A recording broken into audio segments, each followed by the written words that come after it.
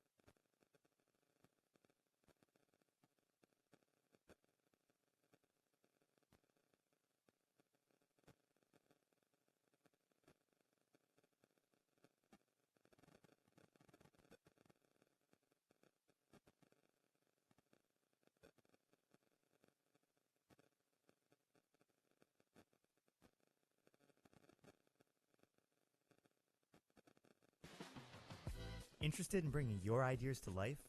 Here at Milford TV, we give you the opportunity and resources you need to turn your content into reality. We offer memberships with access to equipment and use of our in-studio setup to allow you to get your message across in a professional manner. Or if you simply have the desire to gain hands-on experience in the field of digital media, you can become a volunteer at Milford TV, where we teach essential skills and tools that allow our members to create and tell their stories. From studio interviews, to sports coverage, to field shows, we provide the community the chance to stay informed and get involved. If you're a local company looking for an opportunity to promote your business, consider becoming a sponsor of Milford TV. We offer several sponsorship options for local business visibility during our sports broadcast as well as other areas. Whether you hope to inspire others, highlight issues you're passionate about, or would like to learn more and participate in the production process, Milford TV is the perfect place to start. Call or visit us at milfordtv.net for information on how to become a member or volunteer, and see why now is the time to join the Milford TV family. Come on over so you can be part of the action.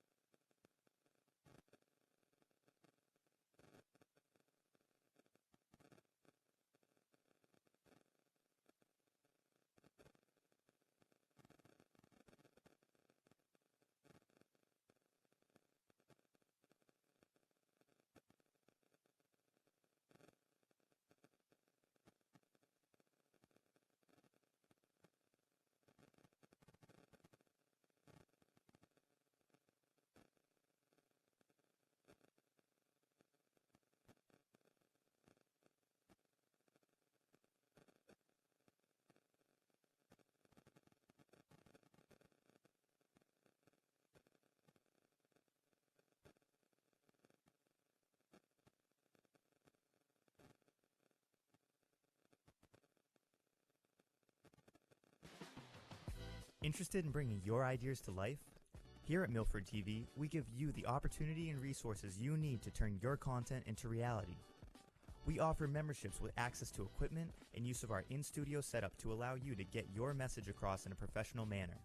Or if you simply have the desire to gain hands-on experience in the field of digital media, you can become a volunteer at Milford TV, where we teach essential skills and tools that allow our members to create and tell their stories. From studio interviews, to sports coverage, to field shows, we provide the community the chance to stay informed and get involved. If you're a local company looking for an opportunity to promote your business, consider becoming a sponsor of Milford TV. We offer several sponsorship options for local business visibility during our sports broadcast as well as other areas. Whether you hope to inspire others, highlight issues you're passionate about, or would like to learn more and participate in the production process, Milford TV is the perfect place to start. Call or visit us at milfordtv.net for information on how to become a member or volunteer, and see why now is the time to join the Milford TV family. Come on over so you can be part of the action.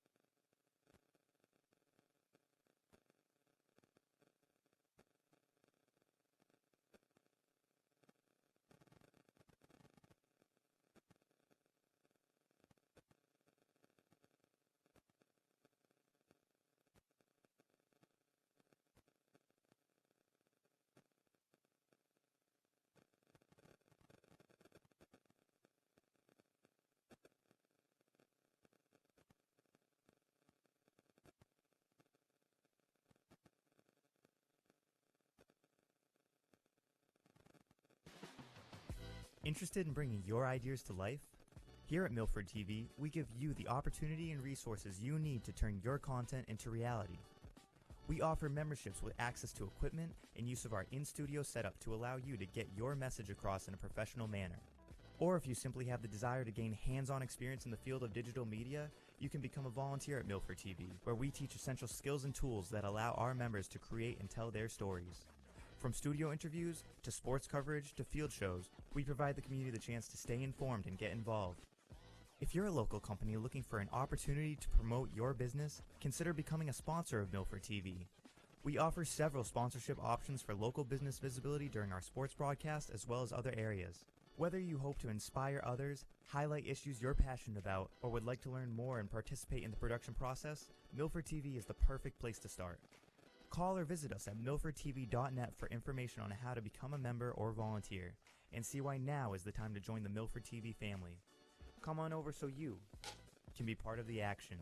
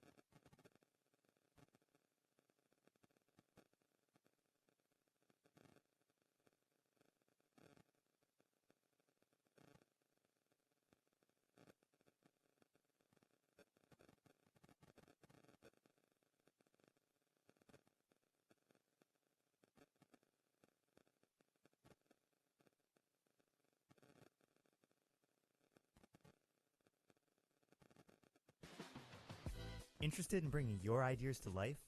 Here at Milford TV, we give you the opportunity and resources you need to turn your content into reality. We offer memberships with access to equipment and use of our in-studio setup to allow you to get your message across in a professional manner. Or if you simply have the desire to gain hands-on experience in the field of digital media, you can become a volunteer at Milford TV, where we teach essential skills and tools that allow our members to create and tell their stories. From studio interviews, to sports coverage, to field shows, we provide the community the chance to stay informed and get involved. If you're a local company looking for an opportunity to promote your business, consider becoming a sponsor of Milford TV. We offer several sponsorship options for local business visibility during our sports broadcast as well as other areas. Whether you hope to inspire others, highlight issues you're passionate about, or would like to learn more and participate in the production process, Milford TV is the perfect place to start. Call or visit us at milfordtv.net for information on how to become a member or volunteer, and see why now is the time to join the Milford TV family. Come on over so you can be part of the action.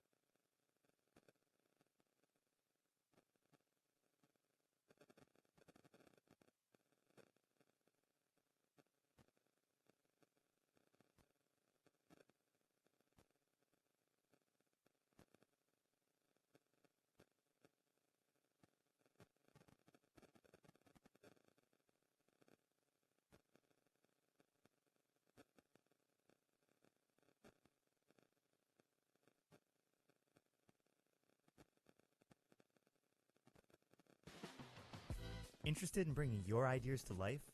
Here at Milford TV, we give you the opportunity and resources you need to turn your content into reality. We offer memberships with access to equipment and use of our in-studio setup to allow you to get your message across in a professional manner. Or if you simply have the desire to gain hands-on experience in the field of digital media, you can become a volunteer at Milford TV, where we teach essential skills and tools that allow our members to create and tell their stories. From studio interviews, to sports coverage, to field shows, we provide the community the chance to stay informed and get involved. If you're a local company looking for an opportunity to promote your business, consider becoming a sponsor of Milford TV. We offer several sponsorship options for local business visibility during our sports broadcast as well as other areas. Whether you hope to inspire others, highlight issues you're passionate about, or would like to learn more and participate in the production process, Milford TV is the perfect place to start. Call or visit us at milfordtv.net for information on how to become a member or volunteer, and see why now is the time to join the Milford TV family. Come on over so you can be part of the action.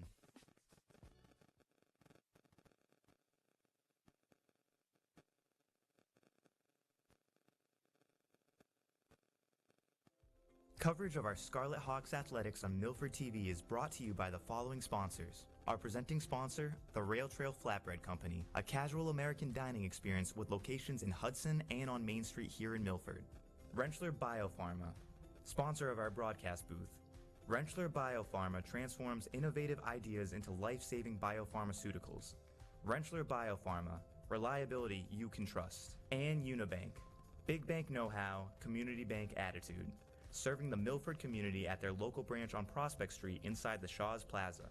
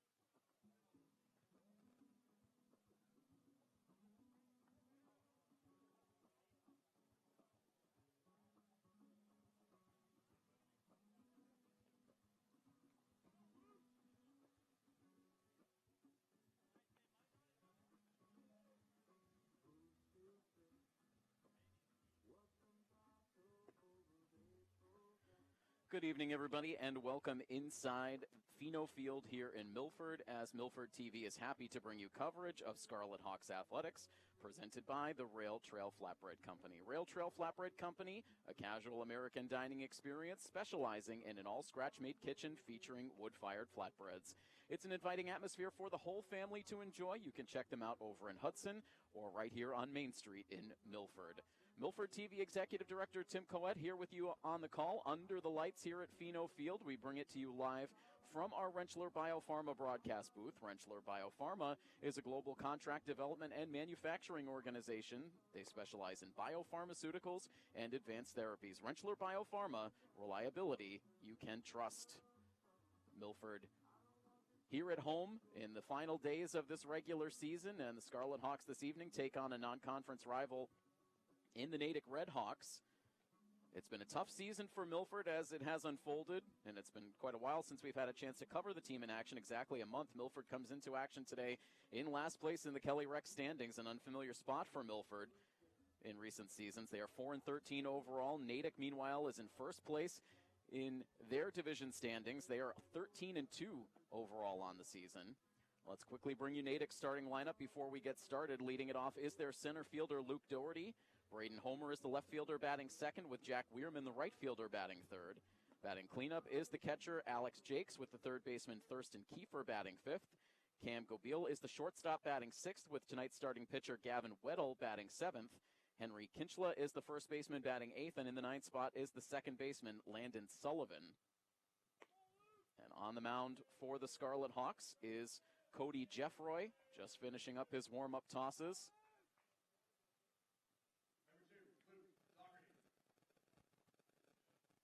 It has been a dreary couple of days here in Milford, but just as we're about to get started here, a little bit of sun starting to emerge, so perhaps we'll get a reverse of what we've had in our attempts to cover the baseball team this season, and the bad weather will finish up just before the game starts instead of coming in just as the game starts. So sun coming across the infield just as we're about to see the first pitch of this one.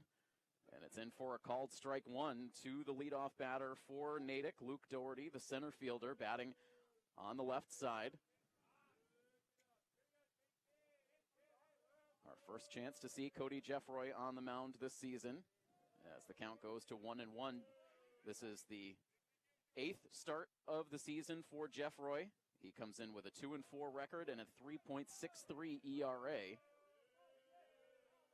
1-1 pitch is hammered over towards first base, but in the air, Will Lee is able to make the catch for the first out of the ball game.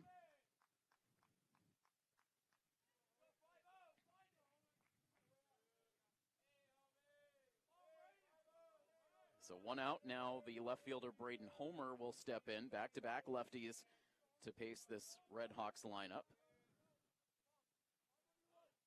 The pitch from Cody is waved out and missed for strike one. Jeffroy has thrown 27 innings on the season. He's faced 169 batters. He's allowed 28 hits, 26 runs, only 14 of them earned. 19 walks to 19 strikeouts, and opposing batters are hitting .264 on the season against Jeffroy. Base is empty with one down, just underway here under the lights at Pheno as the pitch misses.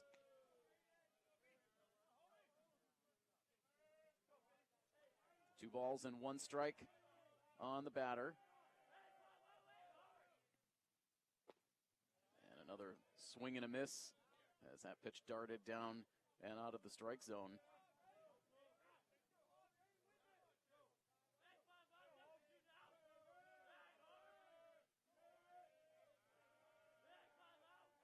A lot of chatter out of the Red Hawks dugout as the pitch misses low, so the count will run full here to Homer.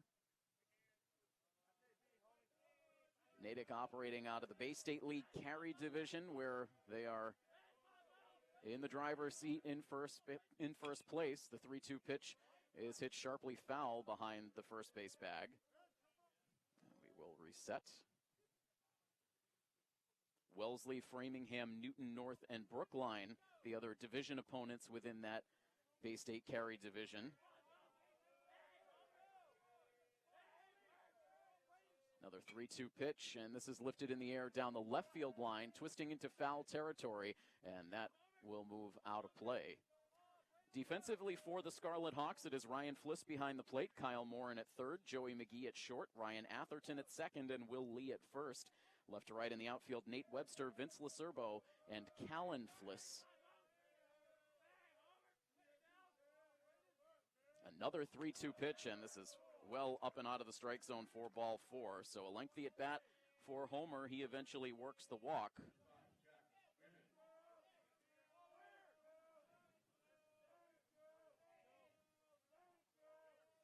Temperature here at game time around 54 degrees, feeling a little chilly here at the ballpark as the game gets underway, and it'll only get chillier from here as the sun sets. Jack Weirman at the plate now, first right-hander to face the righty Jeff Roy, and he starts off looking at strike one. But the cold weather will be a distant memory by the time we get to tomorrow. It's going to be a summer-like feel for the next several days as they check over at first base, and Homer dives back in safely. It's going to be in the 80s over the weekend, and it may even touch 90 degrees in the early part of next week. Certainly a welcome change from the cooler temps we've had so far in May. A steal for Homer that catches Milford completely by surprise. Just took off for second base while Jeff Roy was still on the pitching rubber. It took him a while to spin around and even look in the direction of second base, and by the time he did, no chance to release a throw. So an uncontested steal for Homer to get himself into scoring position. Pitch down in the dirt now to even the count at 1 on Weirman.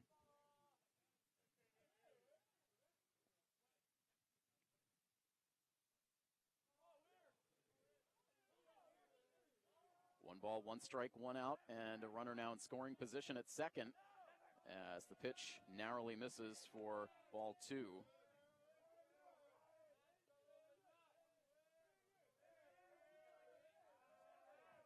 The head coach for the Natick Redhawks is Jason Hoy, laying down the signs over in the third base coach's area. 2-1 pitch misses very high. Runner takes off for third. The throw from Fliss one hops the third base bag, and Homer is in there safely, stealing his way around the bases now. He stands at third base with a 3-ball, 1-strike count now on Weirman. And the Natick bench roaring. Here is the 3-1 pitch, and it's hit high in the air out to left field and almost back to the fence. Nate Webster is able to make the catch, but no problem for Homer to tag up and score on the deep sac fly for Weirman. And 3 batters into the game, Natick is able to take a 1-0 lead.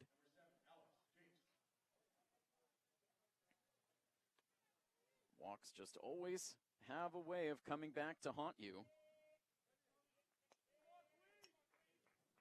So now the bases are empty with 2 outs in the inning for the cleanup hitter, Alex Jakes.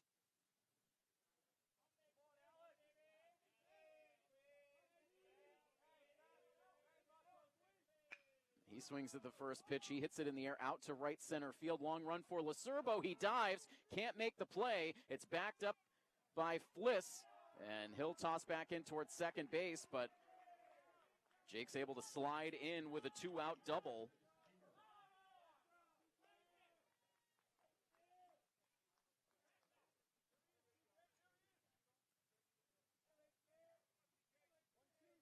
Hard contact for the Natick catcher into that right center field gap. Lacerbo with good speed tried to close in, went into the dive, but could not squeeze it. And 2 bases for Jakes. So now another runner in scoring position. They put a courtesy runner out there at second base to get a little more speed with Thurston Kiefer now at the plate.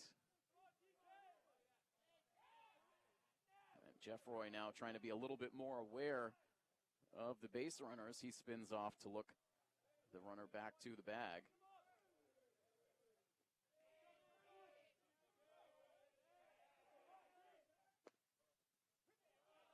Again, Jeffroy able to start out in front. He's been able to deliver first pitch strikes to, I believe, every single batter that he's faced in this first inning, but he's had a little bit more difficulty putting batters away. As the runner takes a big lead at second base, the pitch is low, and the count goes to 1-1.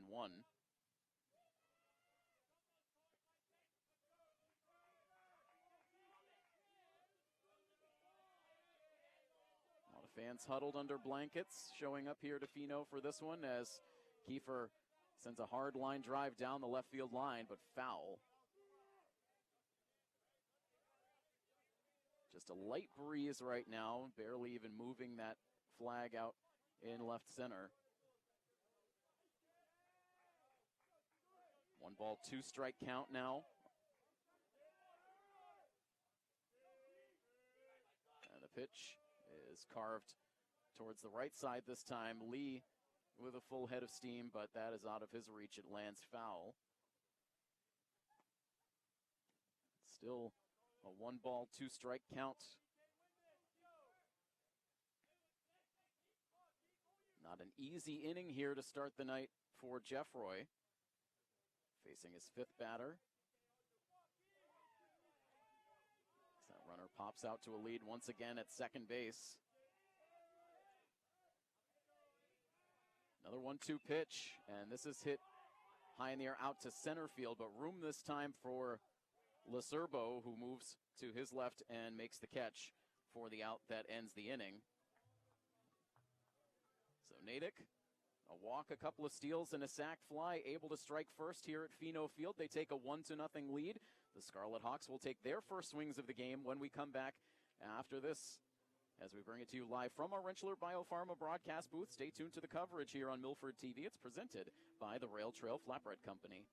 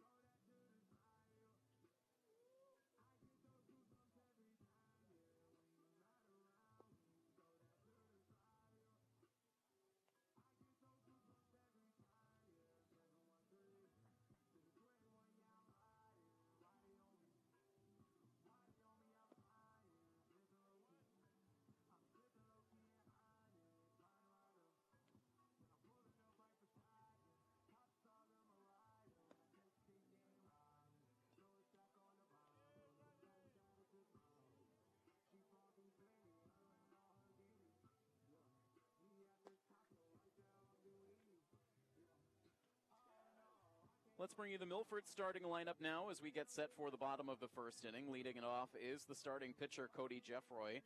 Ryan Atherton bats second and plays second, with the shortstop, Joey McGee, batting third. Vince Lacerbo is the cleanup hitter, playing center, with Will Lee, the first baseman, batting fifth. Kyle Morin plays third base and bats sixth, with the catcher, Ryan Fliss, batting seventh. Nate Webster plays left field and bats eighth, with Callan Fliss, the right fielder, in the 9 spot. The starting pitcher this evening for the Natick Redhawks is Gavin Weddle. Right-hander about to get this inning started.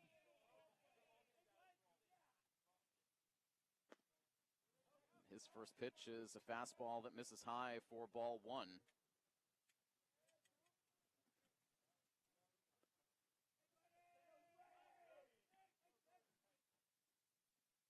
Not a lot of losses on the season for the Redhawks, just 2 of them.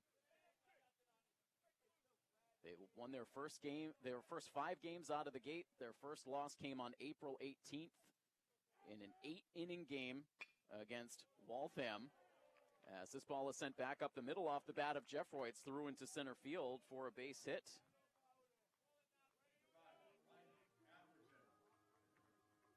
Both losses for Natick on the season were extra inning losses. Their only other loss came just earlier this week against Framingham, a 3-2 loss in 8 innings.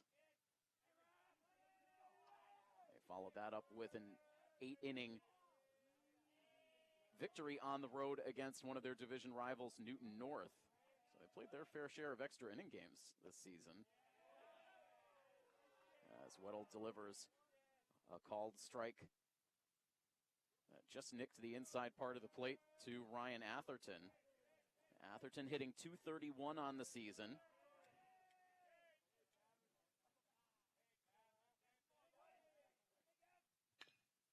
He chops one to third base, grabbed by Kiefer. He fires to second base for the out there. The relay onto first, not in time for the double play, just was not hit hard enough. So Jeffroy is erased at second base. Atherton safe on the fielder's choice play. So now 1 out in the inning. Defensively for the Red Hawks, it is Alex Jakes behind the plate. Thurston Kiefer, who just made that play over at third. Sam Gobeil at short, Landon Sullivan at second, and Henry Kinchla at first. Left to right in the outfield, Braden Homer, Luke Doherty, and Jack Weirman. As Joey McGee takes a look at ball one. McGee with a .319 batting average on this 2026 season. Since that pitch foul and out of play. Offense has been the issue for Milford throughout this season. They have scored just 54 runs in 17 games on the season. That is the lowest runs scored mark in all of the Hockomock League.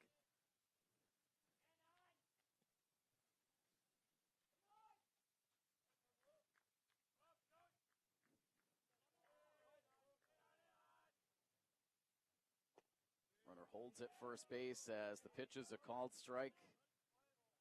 A couple of generous calls on that inner edge in this first inning. So now a 1-ball, 2-strike count on McGee.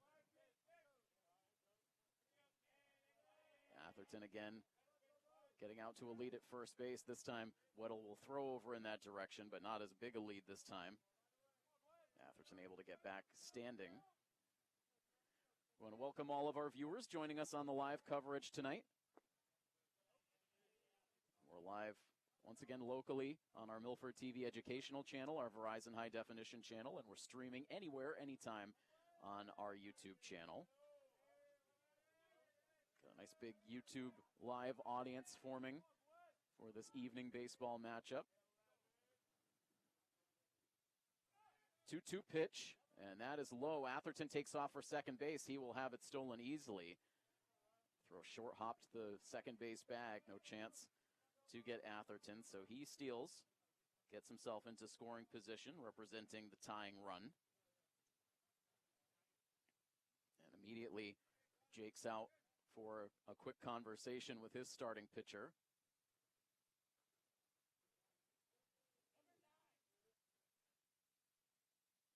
Long at bat here for Joey McGee. By far the most experienced bat in this Milford lineup.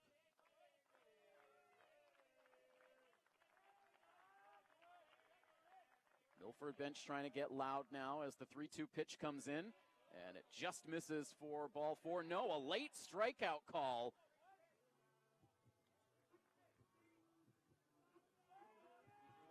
McGee must have heard it verbally from the ump before we saw him throw up the sign. So another close pitch. And Weddle able to ring up Joey McGee for out number 2 in the inning. Continues to work those corners as he gets a first pitch strike to Vince Lacerbo.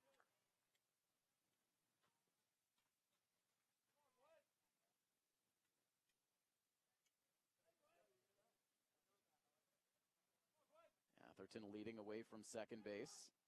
Sullivan trying to keep him close to the bag. As this ball is hit to third base, it eats up Kiefer, goes out into left field. They will wave Atherton around from third base. He will score. And Milford gets a 2-out run to tie this game up at 1 apiece. Not an easy play over at third. That really exploded on Kiefer. Tried to knock it down with the body, but that got up over his shoulder, rolled out into left, and Atherton, who was off on contact, able to come around to score. So tied up now at 1. Lacerbo at first base now, and a chance for Will Lee in the inning. He swings at the first pitch, pops it up on the infield, right around the second base bag where Landon Sullivan makes the catch for the out that ends the inning. But Milford does get the equalizer. So after one full inning of play here at Pheno Field, tied up at 1 apiece between Milford and Natick on this coverage of Scarlet Hawks Athletics on Milford TV, presented by the Rail Trail Flatbread Company.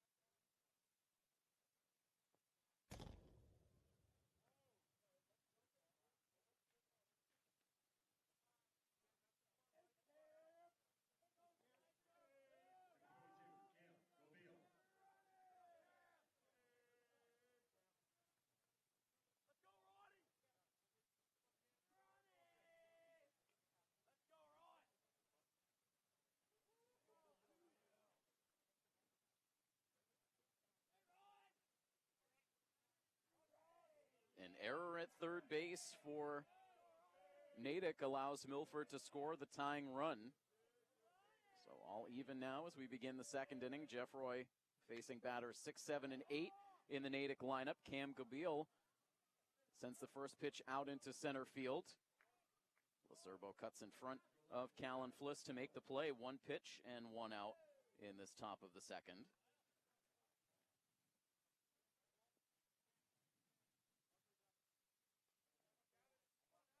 Bit of blue sky continuing to crack through the cloud cover over Pheno Field here as we get close to 7:30. Not a lot of daylight left here this evening, but certainly the best part of this day coming just at the right time for this baseball action to get started. Gavin Weddle now settles into the box. He takes a first pitch strike from his counterpart, Cody Jeffroy.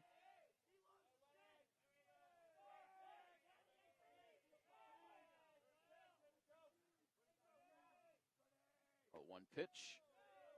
It's maybe a little bit high, maybe a little bit outside, not missing by much to even the count.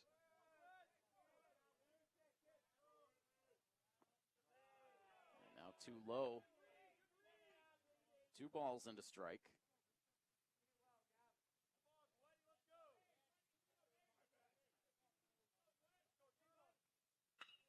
Now a hard ground ball hit over to shortstop. Joey McGee gets it over to first base and beats Weddle by a running step. That play took a long time to develop as McGee had to kind of come around that ball. Couldn't get a ton on the throw, but it was accurate and just beating Weddle to the first base bag. Off balance throw from McGee, but he gets it done. Nice play for out number 2. So Weddle retired, now Henry Kinchla at the plate. First baseman starts off with ball 1.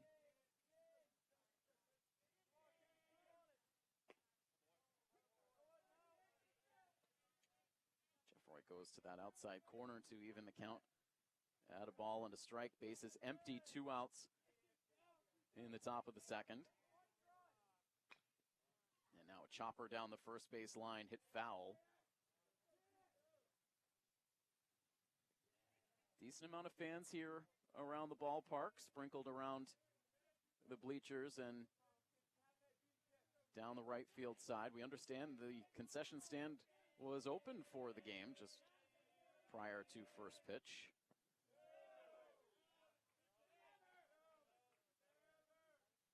Two balls and 2 strikes now on the hitter. Jeffroy back to the set. 2-2 pitch. Misses for ball 3. Head coach Alex Dion, a step outside of the third base dugout, had his hands on his hips after that pitch. Payoff now is too far inside. Jeffroy ends up losing the battle. Second walk of the outing now for Cody, and that will allow the number 9 hitter Landon Sullivan to come to the plate in this inning.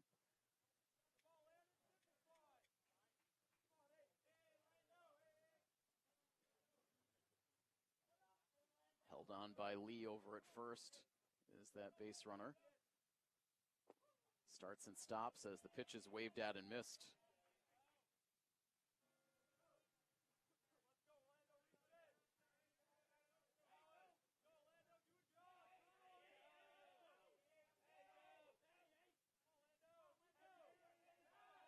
Jeffroy will check over at first base, and the ball hops away from Will Lee's glove. It's going to roll all the way to the edge of the playing surface. Kinchla thought about advancing to third, but he ends up holding at second base.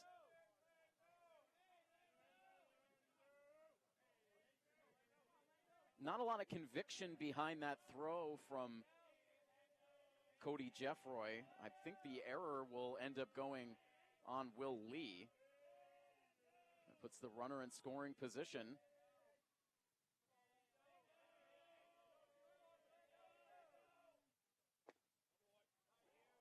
As Jeffroy now pumps in strike 2.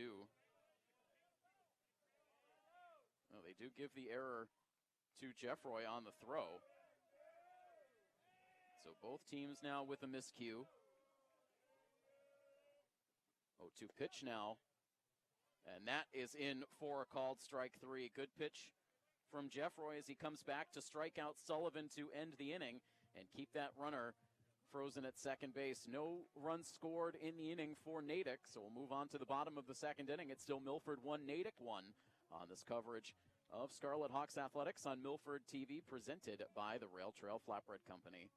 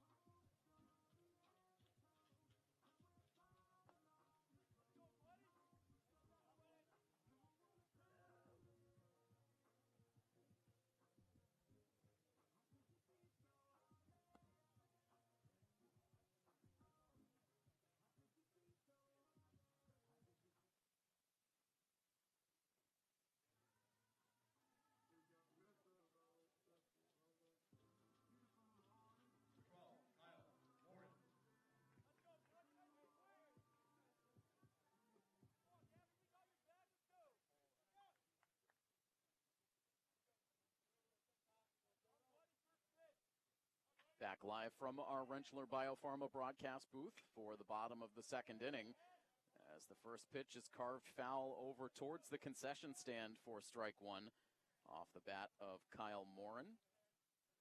Playing third base and batting out of the number 6 spot in the lineup. Kyle comes in with a .256 batting average on the season, and he's going to take that one off the elbow.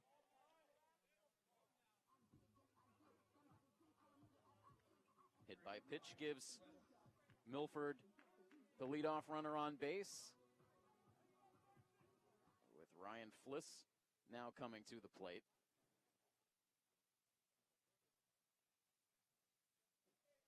Meanwhile, Coach Hoy comes out of the first base dugout. I don't know if he's arguing that Morin stuck his elbow out to intentionally get hit by that pitch, and the umpires are at least going to talk it over.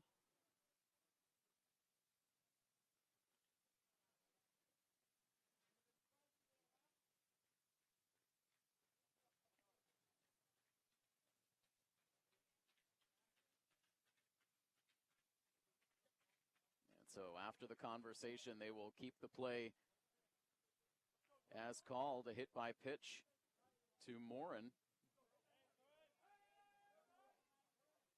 So he now leads away from first base as Fliss digs in at the plate, shows bunt, and drops it down the first base line. That will roll into foul territory. Weddle waits for it to go completely foul before picking it up. It was the right idea from Fliss, just rolling that bunt down the first base line, forcing the pitcher to be the one to have to make the play, but ultimately it rolls foul. So 0-1 now on Fliss. We'll see if the bunt play stays on. First to check over at first base, where Morin gets back in safely.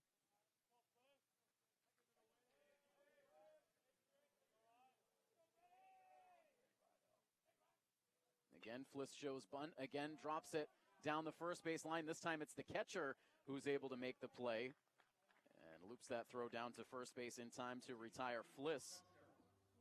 He'll be credited with the sacrifice bunt, pushing Morin into scoring position with one away.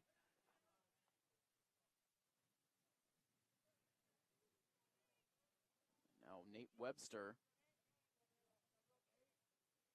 trying to get the bat going here late in the season, comes in with an .071 average.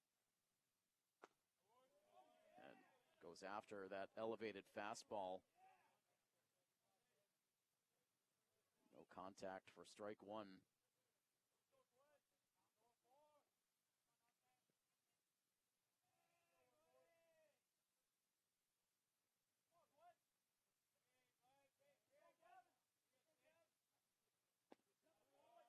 Quickly, Webster down in an 0-2 hole. The season started off very promising for Milford. They won 3 out of their first 4 games. Were very competitive in the games that they did not win early on in the season. 0-2 pitch from Weddle, that is inside. They defeated the Canton Bulldogs on April 8th to improve to 3-1 on the season, but that was when things started to take a turn. A big 10-game losing streak for the Scarlet Hawks that stretched from April 9th all the way until May 5th. That included a 14-0 Mercy Rule loss to St. John's at home, a 16-2 loss to the Franklin Panthers at home, an 11-4 loss to the Taunton Tigers at home. Finally, Milford was able to get back in the win column on May 8th with a 4-2 win against Sharon. They've been competitive in their 2 games since, but have come up short. As that pitch very narrowly misses at the knees. Webster able to hold up, and now from an 0-2 count, it's even at 2 balls and 2 strikes.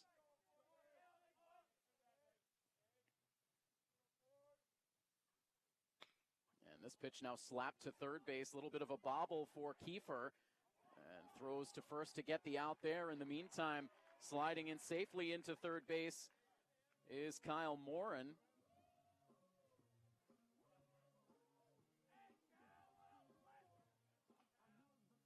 Kiefer not able to make that play cleanly at third, and so that allowed Morin to kind of play it halfway down the line, and then as soon as Kiefer released that throw, he took off for third base and was able to get in safely. So Webster out on the 5-3 ground out, but Milford now with the go-ahead run at third base with 2 outs.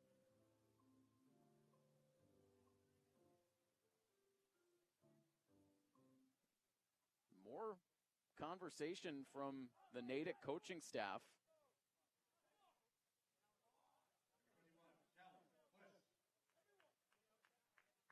Coach Dion checking on the nature of that argument from Coach Hoy.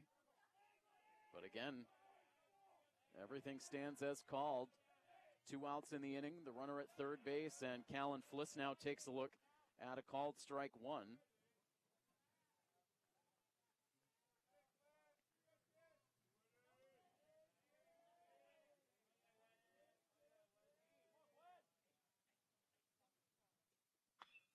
And he sends one down the third base line, a rocket that was just foul. That had Coach Dion backing out of the way.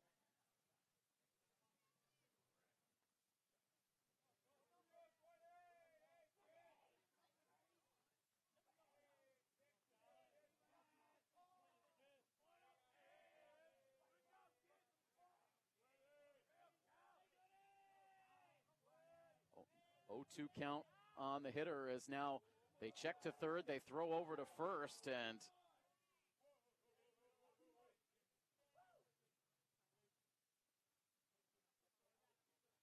runner able to get back. So it's Cody Jeffroy at the plate with Callan Fliss at first base.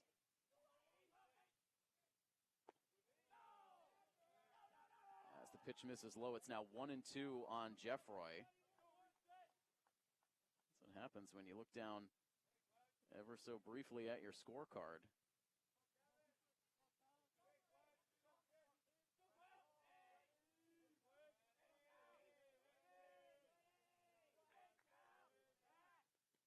And again, they check over at first base.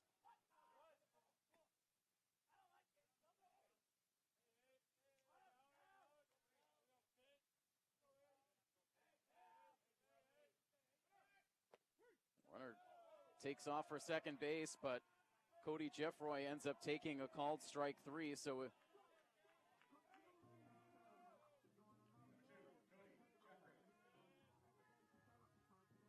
now 2 outs in the inning.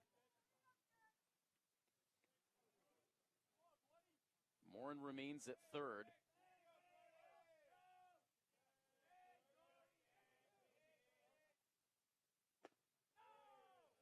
And so meanwhile, the nature of the argument for Coach Hoy, as things start to come into focus for us here, is that they did not call Webster out at first base.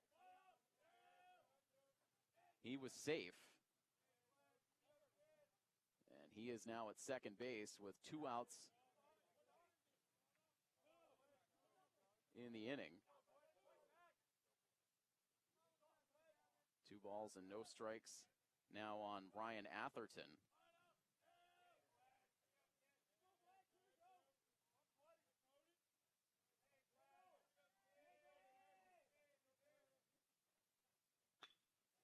And now this ball is hit in the air out to left center field, and it's going to hang up just long enough for Braden Homer to make the tumbling catch in that left center gap to deny Ryan Atherton an RBI 2-out hit. Instead, Milford will strand 2 runners on here in the second inning. So we'll move on to the third. It's still tied at 1 here on this coverage of Scarlet Hawks Athletics on Milford TV.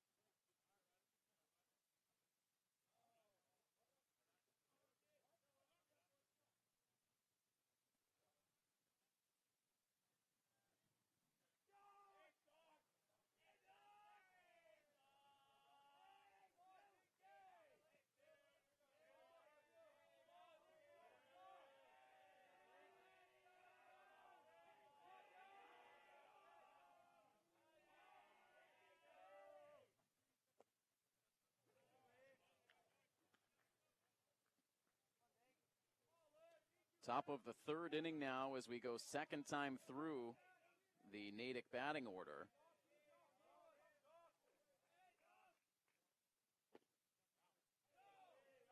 One ball, one strike count on Luke Doherty,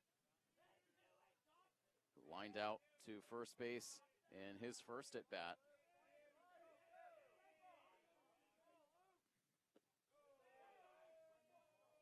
Had a little confusion in how that inning unfolded in the bottom of the second, as we had initially thought that Nate Webster had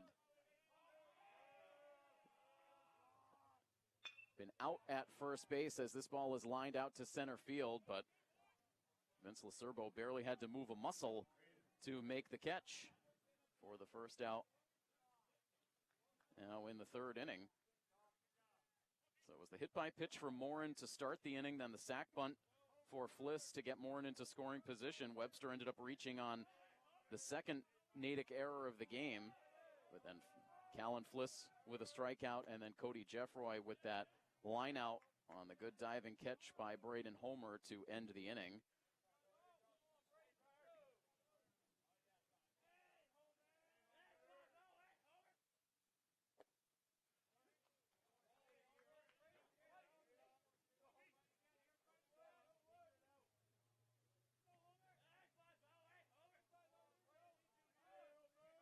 Quick 0-2 count now on Braden Homer. Able to make contact with that pitch. Grounds it foul over towards his teammates in the first base dugout.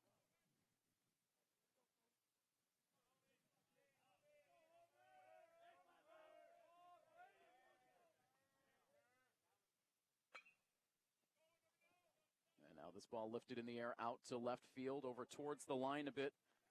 It goes Webster, but he is able to make the catch. 2 up and 2 down here in the Natick third inning.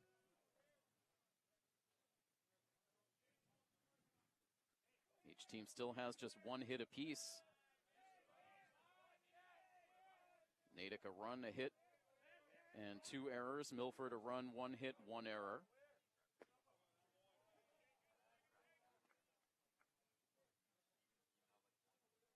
First pitch strike poured into Jack Weirman, who drove in the Natick run in the first inning on a sacrifice fly.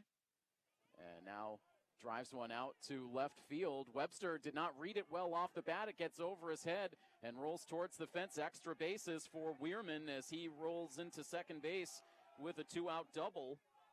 Second double of the game for the Natick Redhawks offense. Both of their hits today have gone for doubles.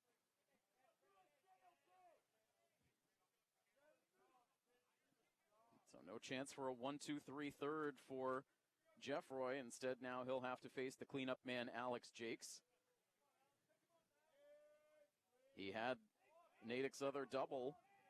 That came in the first inning. He ended up getting stranded at second base.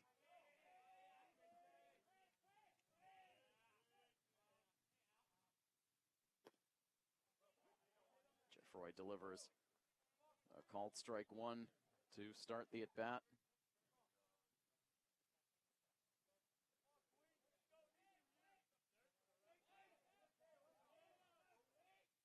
Good energy again from the Natick dugout.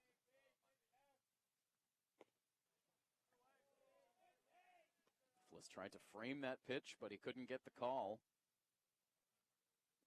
And the count evens at 1.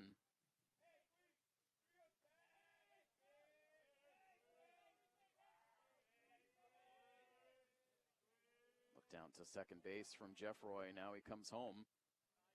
The pitch misses for ball 2.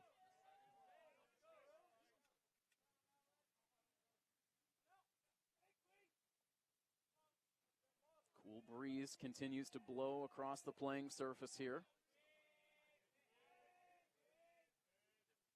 2-1 pitch, and this is hit hard back up the middle. It's knocked down by Ryan Atherton at second base, and then he airmails the throw over the head of Lee at first, and that allows the runner to come around from second base to score.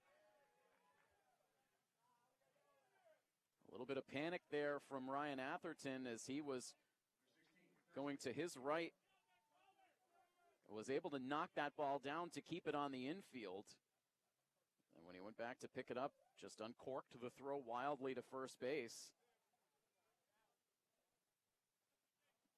So again, after Jeffroy was able to get 2 fast outs in the inning, the double and now the error allows Natick to retake the lead now at 2-1.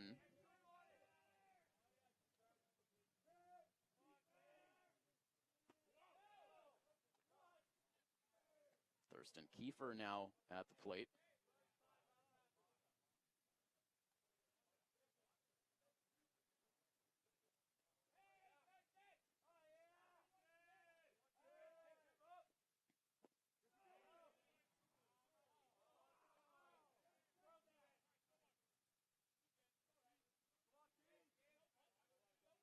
Errors have been really costly in the early innings of this game. 1 ball, 1 strike now on Thurston Kiefer.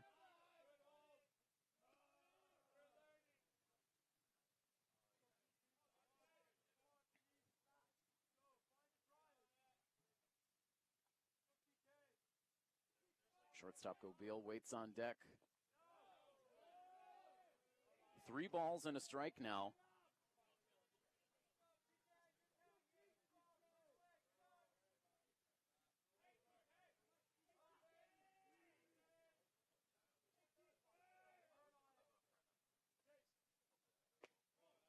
Now a called strike dotted on the inside part of the plate.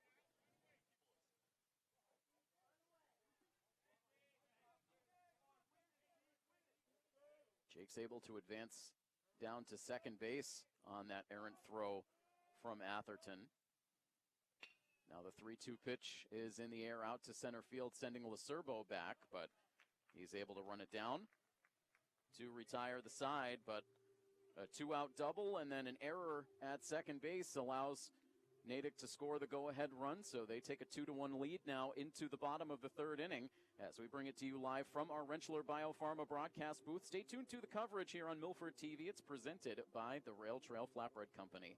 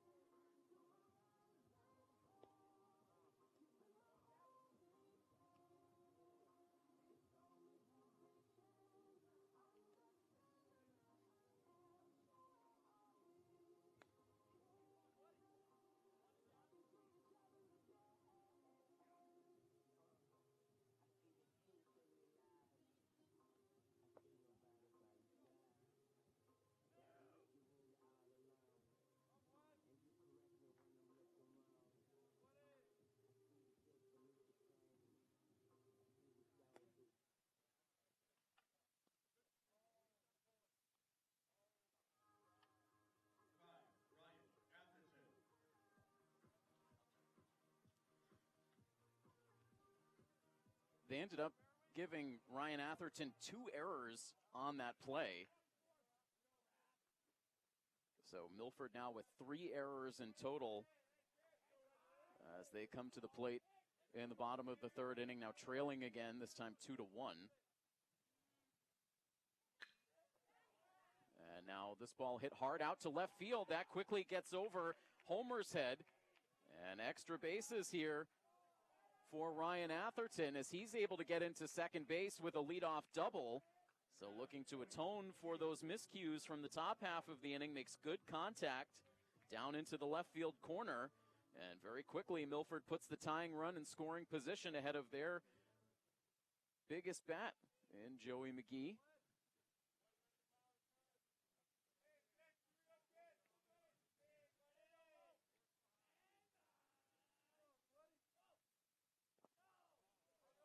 Weddle, the first pitch to McGee is in the dirt for ball 1. Joey McGee struck out looking in the first inning on a very borderline pitch.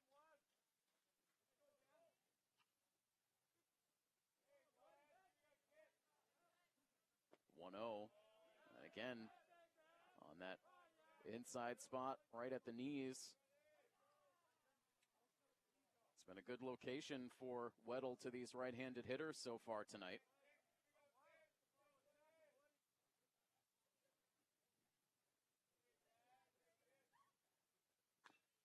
And now a chopper hit foul at the plate. And McGee's down in the count, 1 ball and 2 strikes.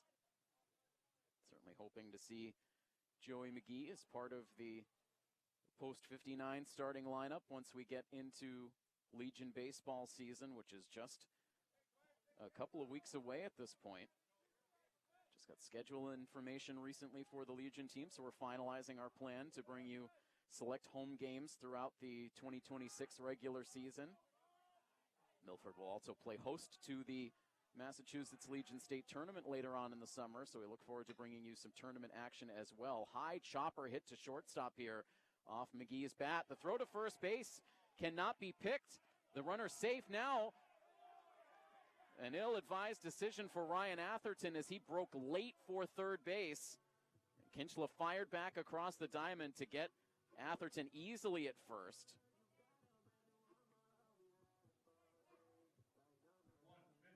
Just a strange play all the way around as McGee was not really hustling that hard down the first base line. And the throw ended up coming in low at first base. Kinchla couldn't pick it. And so McGee's safe, but then Atherton with a late decision to break for third base when that ball dropped in the dirt, but Kinchla was able to pick it right up at his feet and fire over to third base. So Natick ends up getting an out in the exchange. And they'll certainly take it as now instead of 2 on with nobody out, it's a runner at first base and 1 down. As Vince Lacerbo now pops this ball up at second base. And Joey McGee getting completely lost as he was about 2/3 of the way down the line to second base on a pop-up to the second baseman. And absolutely no problem for Natick to make the throw over to first base to finish off a 4-3 inning-ending double play. And base running an absolute nightmare for Milford in that inning, an opportunity to tie things up. And instead they run themselves right out of the inning, and Coach Dion flabbergasted as he stormed back into the third base dugout on that double play. That finishes up 3 innings here from Pheno Field. 2-1, Natick leads it. Top of the 4th inning is next here on Milford TV.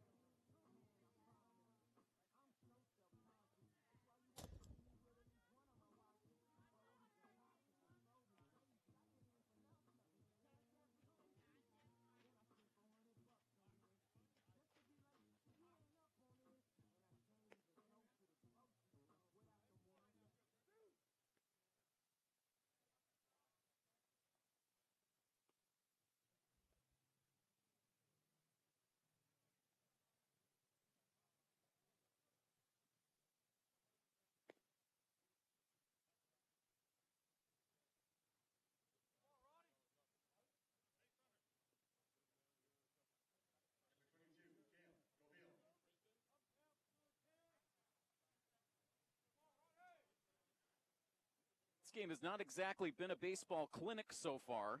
Natick with 2 runs, 2 hits, 3 errors. Milford 1 run, 2 hits, 3 errors. Defense has been not exactly on point, and Milford's base running was just flat out strange in that bottom of the third inning. A leadoff double for Atherton. An error to allow Joey McGee to reach, but Ryan Atherton running into an out at third base. And then Vince Lacerbo with a pop-up to second base where Joey McGee just kind of got lost on the base path, continuing on down to second base. And ended up getting doubled off to end the inning. So Jeff Roy back out on the hill facing the shortstop Cam Gobeil, the pitcher Gavin Weddle, and the first baseman Henry Kinchla in this top half of the fourth inning. Now a chopper over to the left side, backhanded play for McGee. Again, he'll have to throw it across his body, and again gets the throw there just in time for the out. So a good defensive play there for Joey McGee to keep Gobeil off the bases.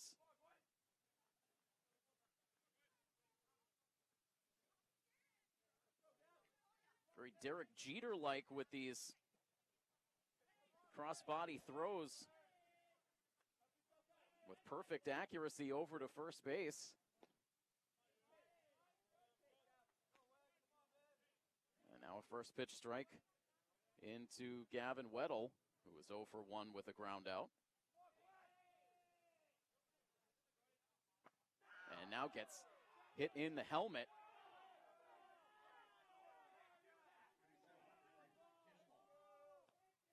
Looked like an off-speed pitch. It made a loud sound right off the crown of Weddle's helmet. So one out base runner. Now ahead of the number 8 hitter, Kinchla.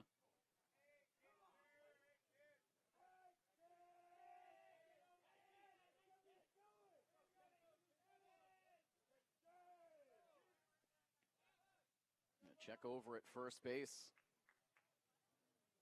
Weddle able to dive back in.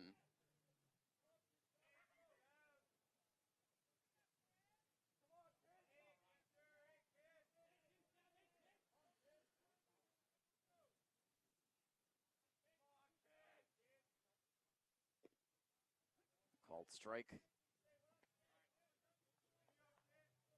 Kinchla walked in the second inning.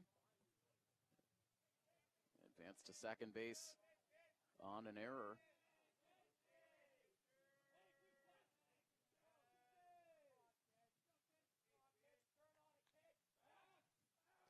As again, they try to keep Weddle close at first base, respecting the speed of the pitcher.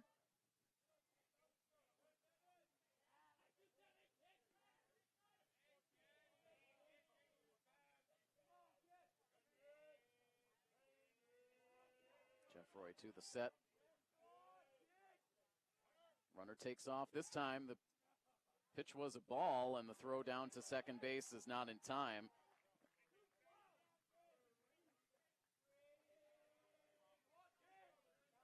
It's the third stolen base of the game for the Red Hawks. The pitch was a strike, so it is an 0-2 count on Kinchla. Jeff Roy would love a strikeout right here. Instead, a fly ball hit out to right field.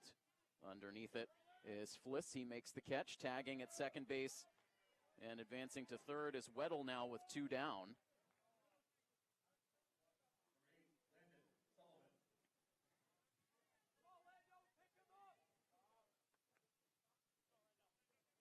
And so now a chance for the number 9 man, Landon Sullivan.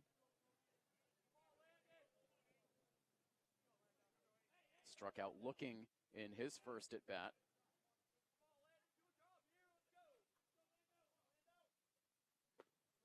Takes the first pitch up and away for ball 1.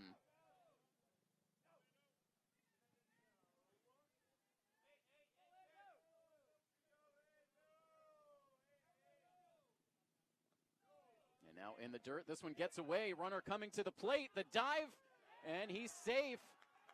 The runner dove into the plate. Fliss dove in with the ball. Fliss thought he got there in time, but Weddle safe with the slide to give the Redhawks a 3-1 lead now. That ball did not get very far, but just far enough. Weddle aggressive.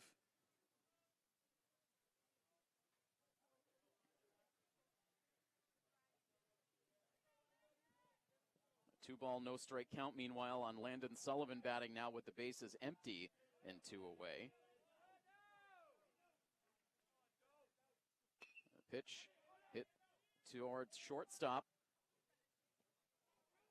And again, McGee able to sling it over there just in time to get Sullivan for the out that retires the side. But the Redhawks able to manufacture another run on a wild pitch. And so they now lead it by a score of 3-1 as we'll move on to the bottom of the 4th inning. We bring it to you live from our Rentschler Biopharma broadcast booth. Stay tuned to the coverage of Milford High School varsity baseball here on Milford TV. It's presented by Rail Trail.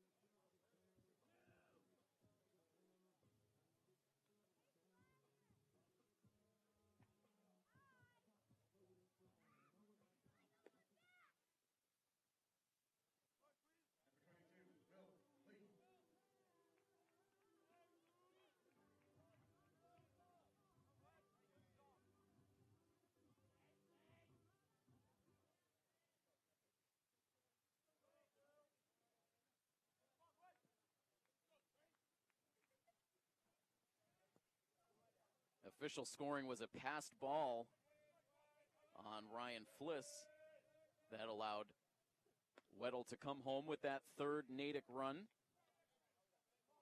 Scoring without the benefit of a hit in that top of the 4th inning.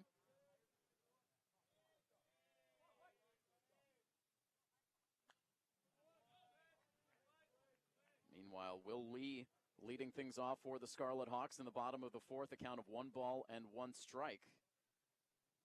Lee popped out to second base in his first at bat.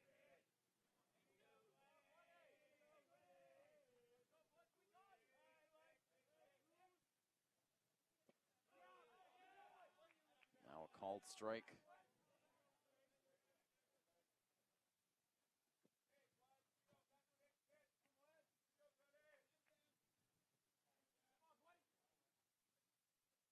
Still only 4 total hits in this game as Lee rolls this one to third base. Kiefer gobbles it up and throws it across in time to get the out.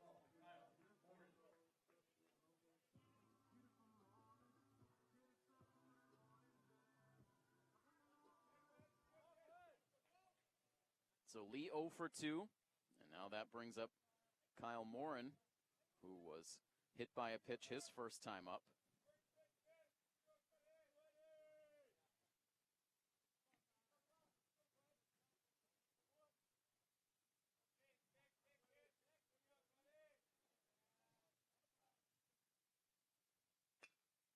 Going opposite field here, looking to dump it out into the right field grass, and that's exactly what Morin does for a 1-out single. Just going with that pitch. Sure, Coach Dion appreciates that approach. So Morin on, 1 down, and now here is Ryan Fliss.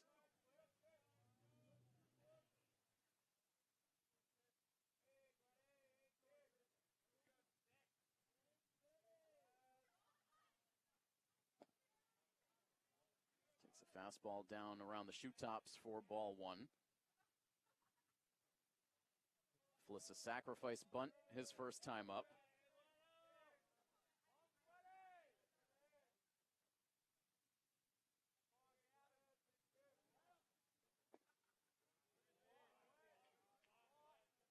Two and 0 now.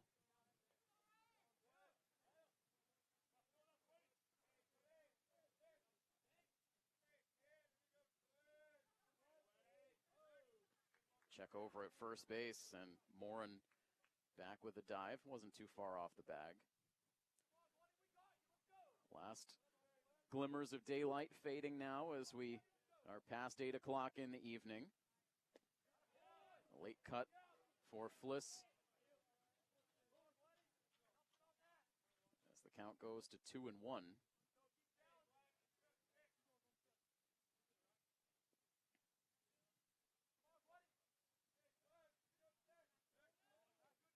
Again, trying to keep Morin close at the first base bag.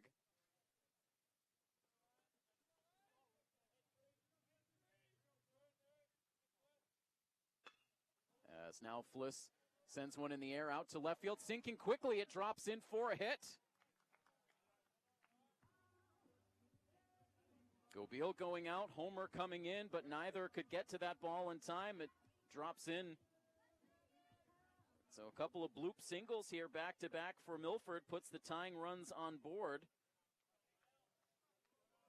And now Nate Webster will stand in.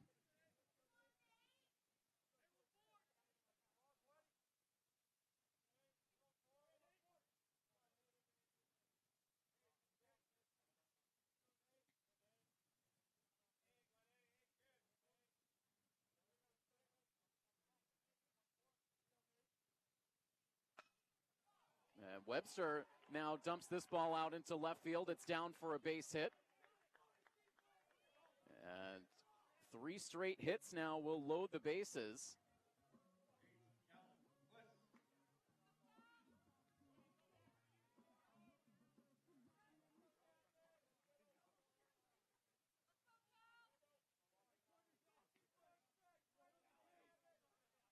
And so I think now we've gotten to the source of our confusion from earlier in the game, as Callan Fliss, who we had in our roster as number 21, is wearing number 8, which is also the alternate uniform number for Cody Jeffroy. So all kinds of things getting tangled up in my brain in that second inning. So now making a little bit more sense. As now Fliss sends it on the ground to third base. They'll send the throw to the plate. They applied the tag, but it was a forced play at home plate. They're able to get more in there. Everyone else safe, with now 2 outs in the inning. And so Milford now in danger of squandering a bases loaded chance, but they do have Jeffroy now at the plate as they go a third time through the batting order.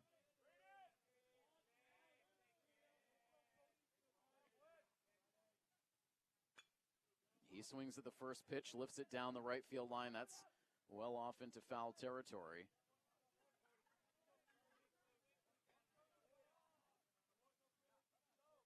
So it's Ryan Fliss, the lead runner at third, Webster at second, Callan Fliss, who reached on the fielder's choice at first. Tying runs in scoring position. Go-ahead run at first base. Opportunity here for Milford to get right back into it, if they can get something here from Jeffroy at the plate.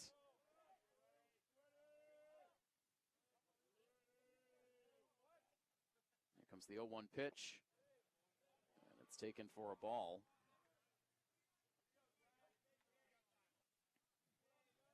Jeffroy singled in the first inning, then lined out to left field in the second.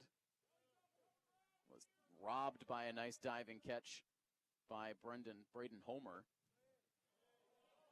As now Jakes tries to pull that ball up to the bottom of the strike zone, did not get the call. And the count now 2 balls and 1 strike.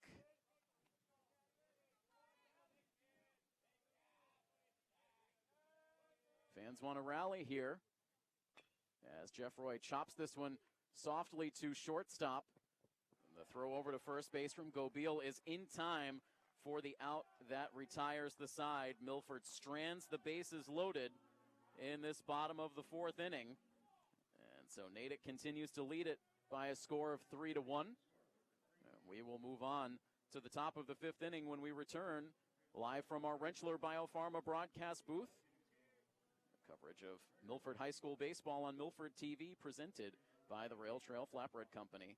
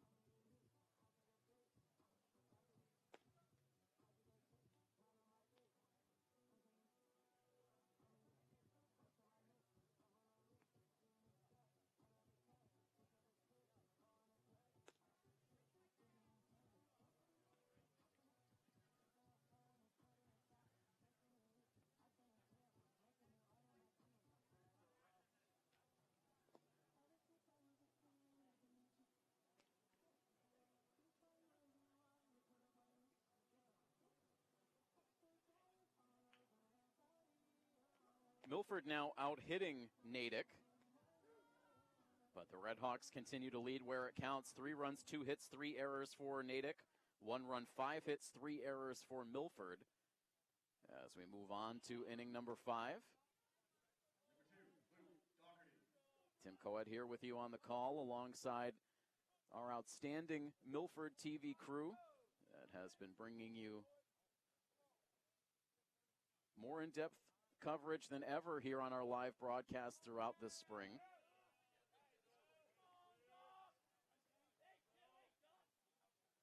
And bring you more camera angles. Try to beef up our coverage as much as possible.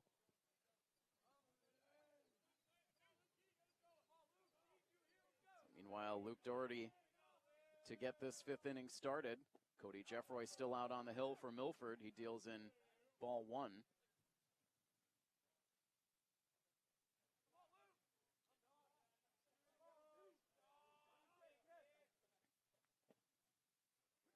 Now a called strike at the bottom of the zone. Doherty 0 for 2. He's hit the ball hard twice. He's lined out to first and lined out to center. Jeffroy stumbling awkwardly off the base of the mound as he released that throw.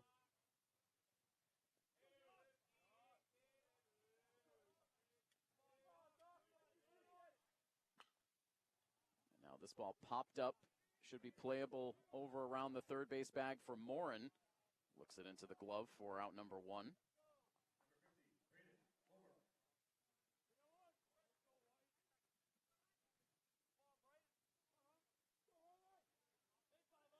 A big part of what has allowed us to really ramp up the quality of our coverage throughout this spring sports season has been the incredible work that we have gotten from our Sutton High School intern, Jack Andrade, who now will, I'm sure, be embarrassed about me talking about him on the broadcast as he sits 2 feet away from me here behind home plate, but he has been absolutely superb. He has worked so hard. He has been here for every single one of our spring sports games.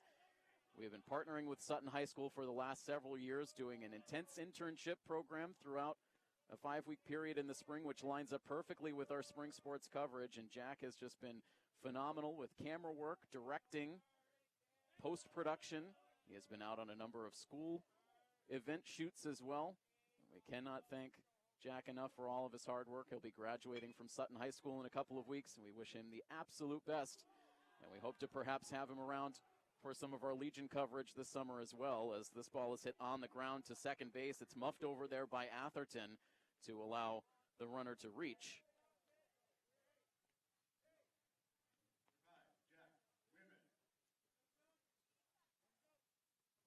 And so Homer aboard at first base on what will go as the fourth error of the game for Milford.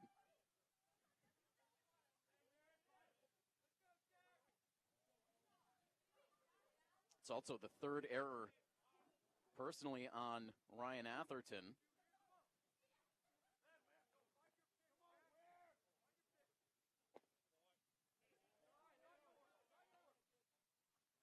Jack Weirman at the plate now takes a look at ball one. Weirman's been productive out of this number 3 spot. Drove in a run with a sac fly in the first inning and then doubled and scored in the third.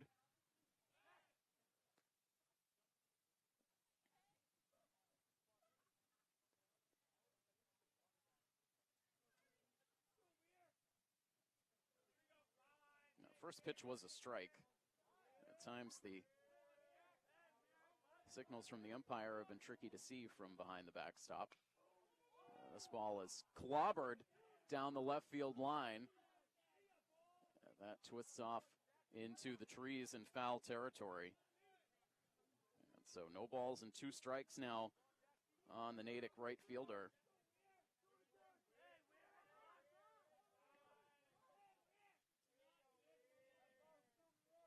Really starting to cool down now here at the field. Runner takes off at first as Weirman spoils the pitch foul over the backstop and out of play.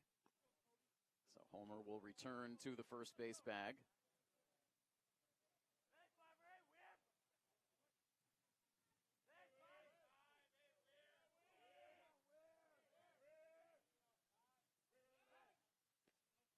Jeffroy will be mindful of Homer at first.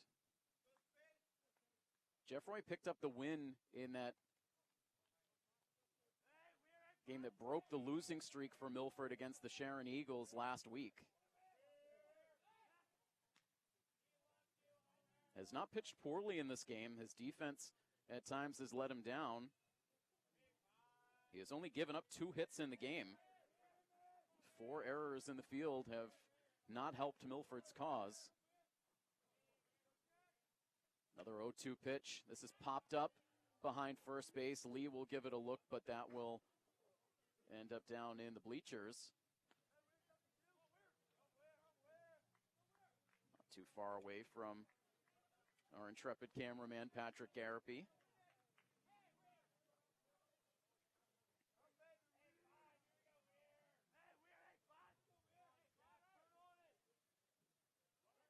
Another 0-2, runner takes off as the pitch is high. No throw from Fliss to second base.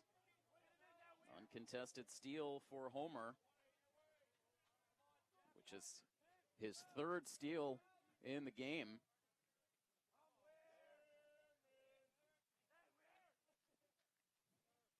Now takes off for third as that pitch comes up and hits Weirman. Not sure if that got him on the helmet or on the shoulder.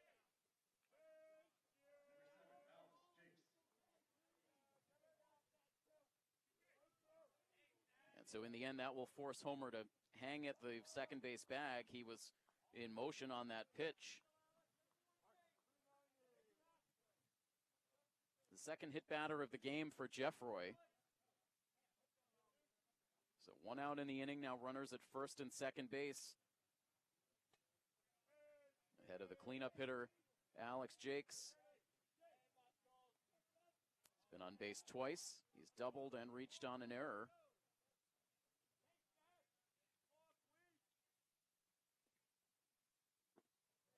Hangs up on the swing as the pitch misses low for ball 1.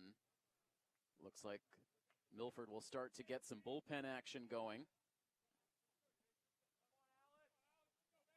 Pitch count starting to mount for Jeffroy here in the 5th.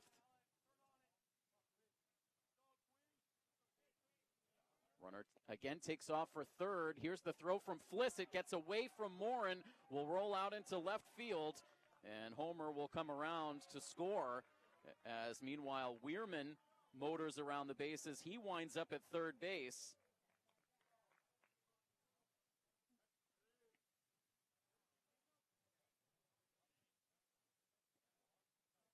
As Milford commits error number 5. And Natick will take a 4-1 lead.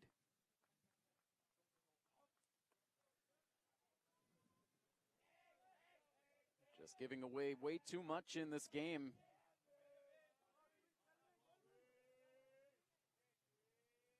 Milford now brings the infield in tight on the grass all the way around.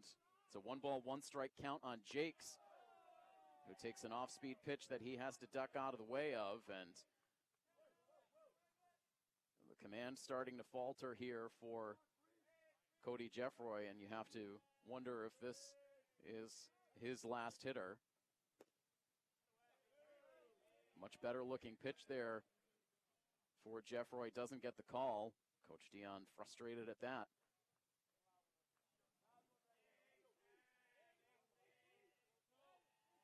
3-1 now on Jakes.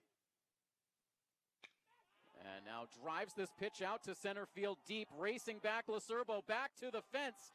And that just hits off of the top of the fence right around the 375-foot marker. Another run scores for the Redhawks, as Jakes winds up at third base with an RBI triple. And Natick will make it a 5-1 lead. As Weirman trotted home on that deep drive from Jakes.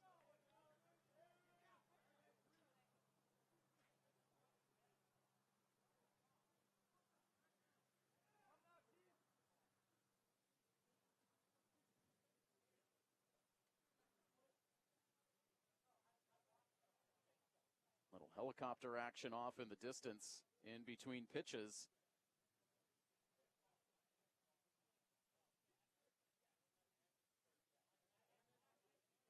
It's a little bit more of a possibility to hit home runs here at Pheno Field since the new fence was installed, and Jakes missed a homer by maybe about a foot or so. That ball died right at the base of the left center field fence.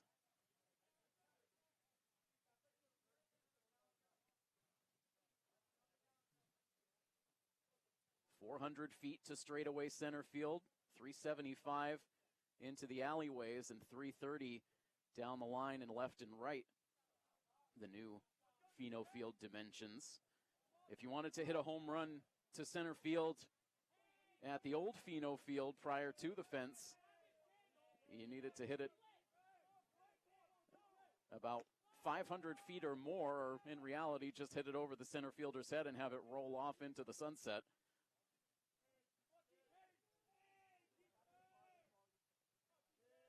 Jeffroy stays in the game here for another batter. It's Thurston Kiefer who sends the ball in the air, much more playable for Lacerbo out in center field. Tagging at third base is Jakes. The throw comes in behind the pitcher's mound as Jakes crosses the plate with the 6th Natick run. An RBI on the sac fly for Thurston Kiefer, and it is now a 6-1 lead for the Redhawks.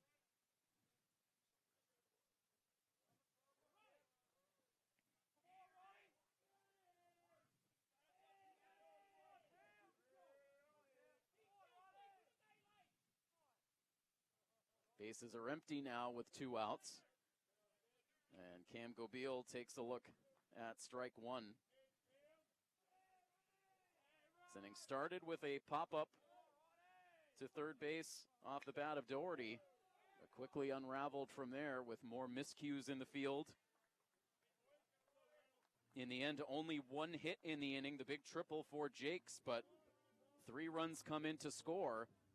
And Natick now enjoys a 6-1 lead on Milford as Gobeil flies out to conclude things here in the top of the 5th inning. Back with more in just a moment here on Milford TV.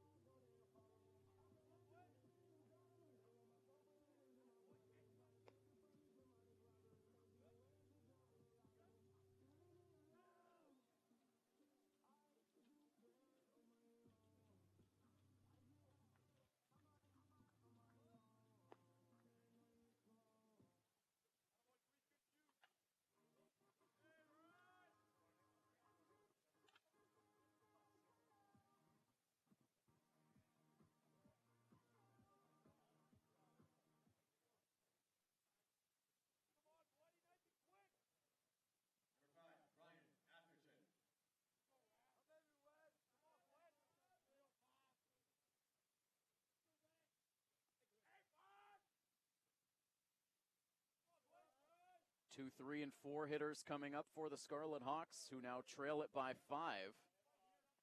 Natick now with 6 runs on 3 hits with 3 errors. Milford 1 run, 5 hits, and 5 errors. Committing 2 more in the top half of this 5th inning to help along a 3-run Natick rally. As Atherton takes a look at a called strike. Ryan's been on base twice, reached on a fielder's choice, and scored in the 1st inning. Milford's only run, then doubled in the 3rd inning, but that was an inning that quickly came unglued on some highly questionable Milford base running.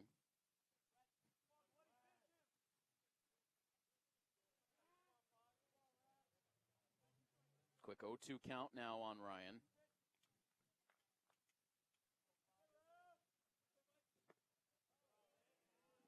Leaves that pitch, it misses high. Gavin Weddle back out for his 5th inning of work on the mound.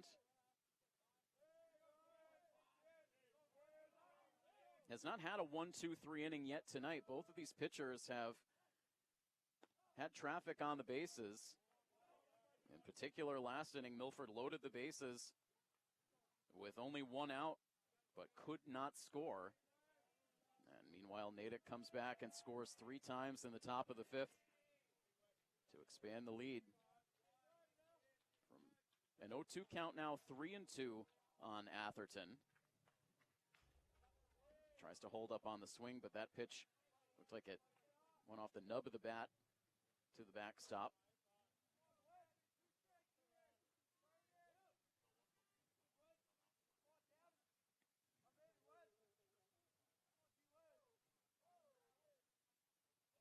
Another payoff pitch. It's floated softly over to the left side. Racing onto the infield grass was the 3rd baseman, Thurston Kiefer. Got that throw over to first base just in time to retire the speedy Atherton.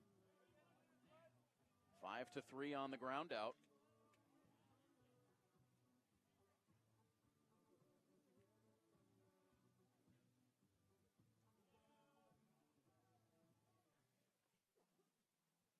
One down in the inning now for Joey McGee.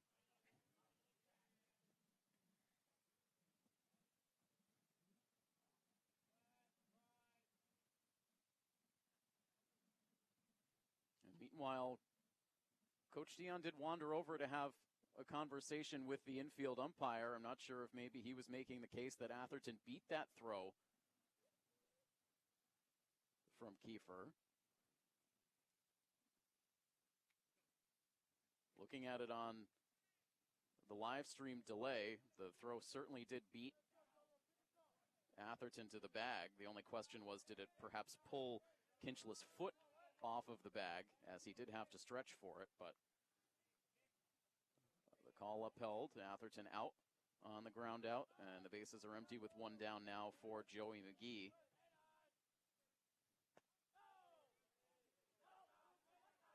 Joey has been involved in a lot of big moments, a lot of clutch moments. He's been a hard-working player throughout his varsity career. Certainly wants that base running play back from the 3rd inning. Not sure if he perhaps thought that the ball off the bat of Lacerbo was going to travel further into the outfield, or got confused and thought perhaps there were 2 outs in the inning, but just got caught wandering down towards second base on a little pop-up to the second baseman. Ended up getting doubled off to end the inning. As again, Milford has had chances in this game. Sent 5 batters to the plate in the 1st inning, scored just 1 run. Sent another 5 batters to the plate in the 2nd inning, left runners stranded 2 in scoring position.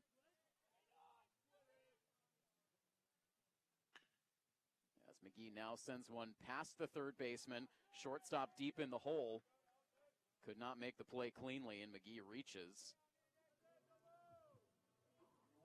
See if they give McGee the benefit of a hit there. That wasn't really a routine play. Shortstop had to travel deep into the hole to try to get to that ball.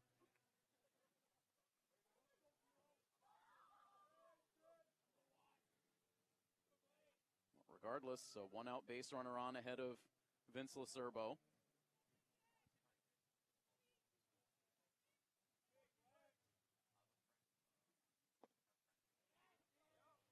Serbo takes a look at a strike.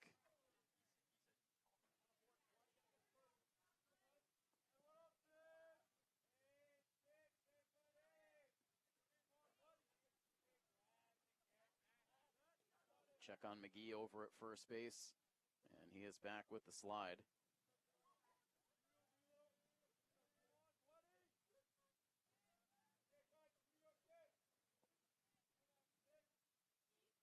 Oh, 1 pitch now is fouled off the chest protector of the home plate umpire. He looks to be okay. And no benefit of a hit for McGee. They rule it an E6.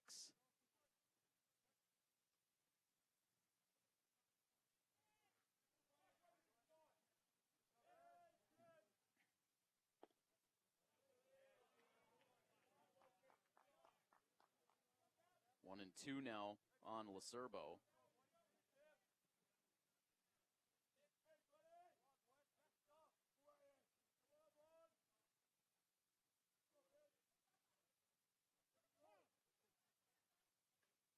Long hesitation that time for Weddle, and Lacerbo was granted time at the plate.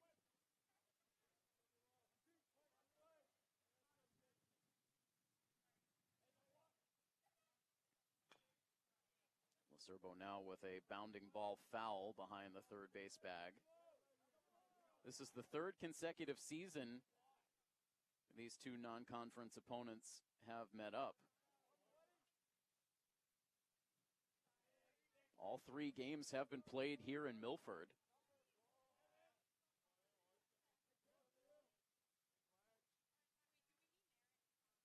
As the 1-2 pitch is swung on and missed, Lacerbo going after a pitch down and out of the strike zone. It's the third strikeout now for Gavin Weddle. Milford has had the upper hand in the matchup so far against Natick. The 2 previous times they met in 2024 and 2025, the games were low scoring, well played, big plays making the difference. Milford winning in 2024 3-2, and then last season they were able to defeat Natick 5-4.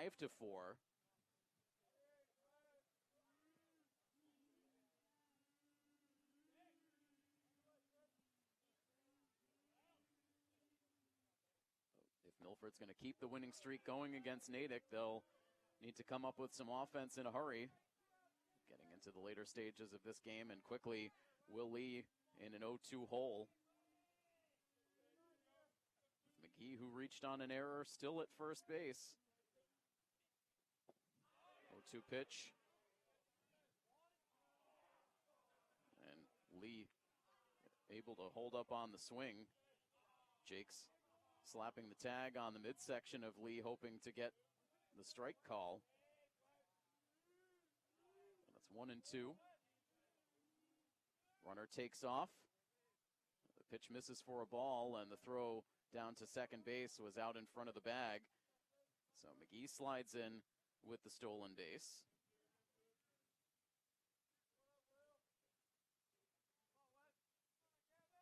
Two and two now on the first baseman, Will Lee, looking for his first hit of the evening.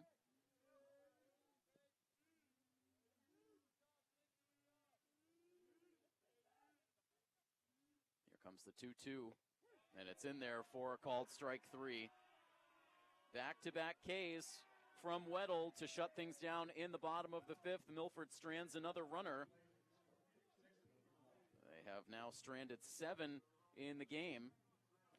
We will move on to the 6th inning here at Pheno Field. It is Natick 6 and Milford 1 here on this coverage of Scarlet Hawks Athletics on Milford TV, presented by the Rail Trail Flatbread Company.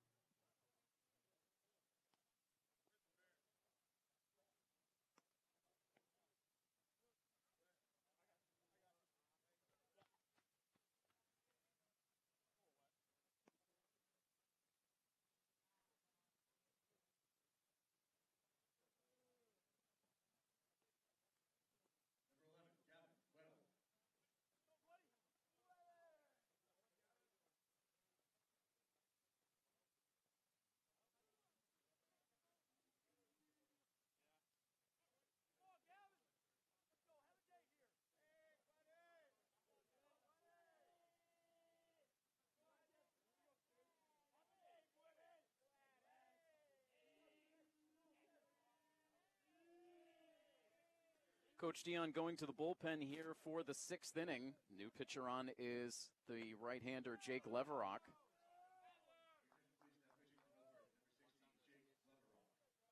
Deals in ball 1 to the number 7 hitter, the starting pitcher Gavin Weddle.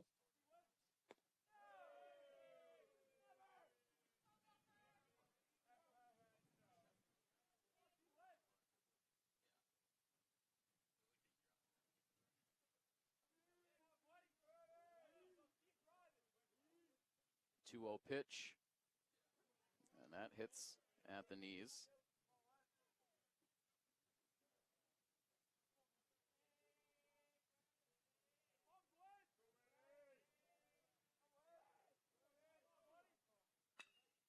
And now Weddle sending one out to the opposite field and right, but it hangs up for Callan Fliss to make the catch. Leadoff batter retired. The final line on Cody Jeffroy, he ended up going 5 innings, allowed 3 hits, 6 runs, but only 2 of them earned. He walked 2 and struck out 1. Right now on the hook for the loss. Pitched well overall. Again, just way too many errors in the field behind him.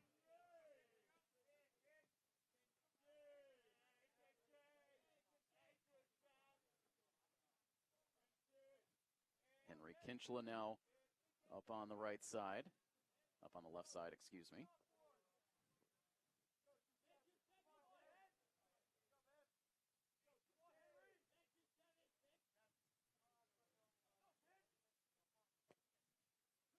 He takes a look at a strike. Rentschler walked in the 2nd inning and then flew out to right field in the 4th. Up now with a count of 2 balls and 1 strike.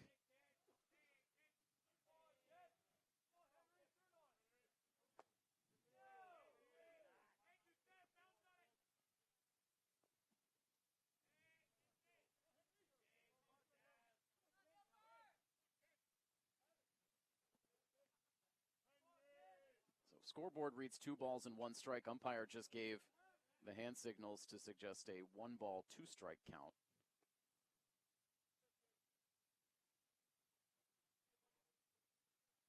Scoreboard now in alignment. Bases are empty with 1 down in the top of the 6th. Chopper hit over towards first base. Lee waits for it. He will take it to the first base bag unassisted for out number 2.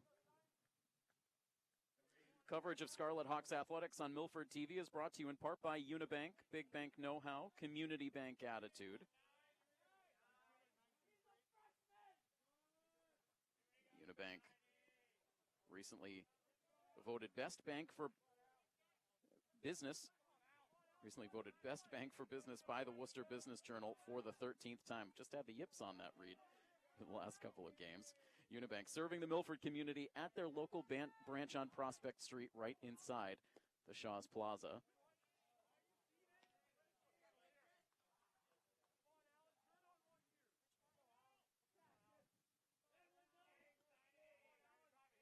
Bases are clear with 2 outs now in the inning for Landon Sullivan.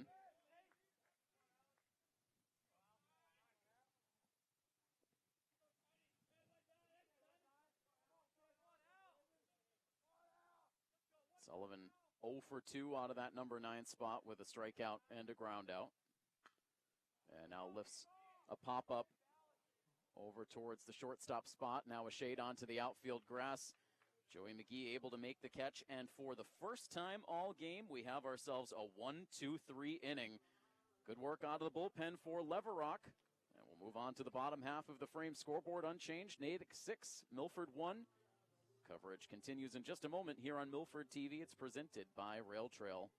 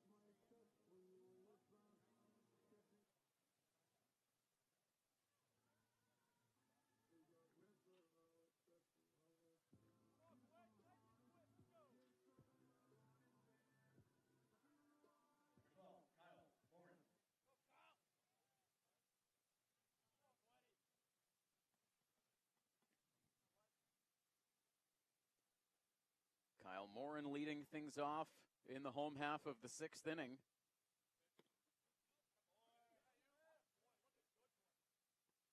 First pitch of the frame from Gavin Weddle is a called strike one.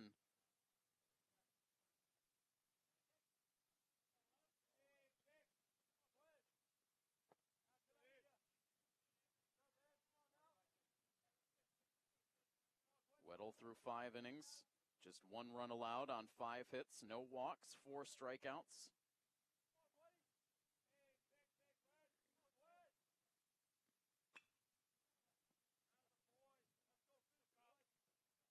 Foul ball down the right field side, out of play off the bat of Morin. He's been on base twice. He was hit by a pitch in the 2nd inning and reached on a single. The first of 3 consecutive hits for Milford in the 4th inning to load the bases. But again, Milford just unable to score, as now Morin fouls that pitch hard off of the catcher. Home plate umpire will wander out toward the pitcher's mound to give the catcher a moment to collect himself.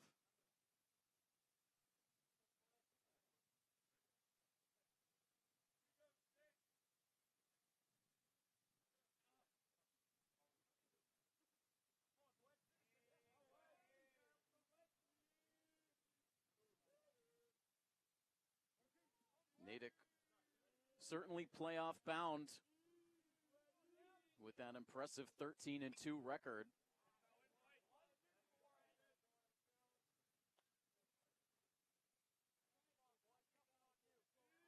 Coming into play today, Natick sitting in the number 8 spot in the Division I power rankings, so looking to secure a home game in the opening round as Morin goes opposite field, drops it in for a base hit. So 3rd time on the bases today for Kyle Morin. His 2nd hit.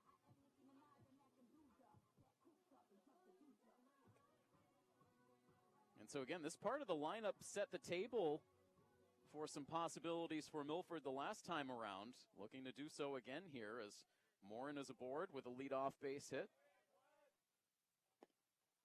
Now Fliss at the dish. He takes a look at ball 1. Ryan, a sac bunt and a single on the day.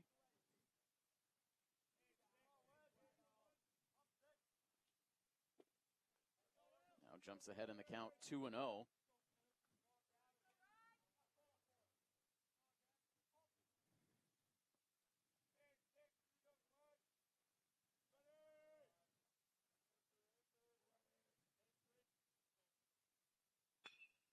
Now hard hit ball through the left side of the infield for a base hit.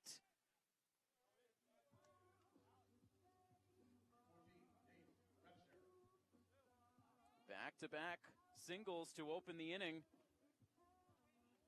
for the Scarlet Hawks. This bottom of the lineup continues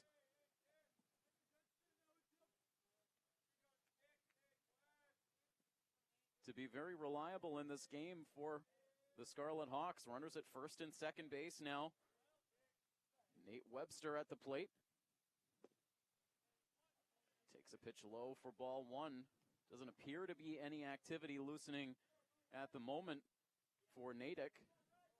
This game will remain in the hands of Gavin Weddle for the time being.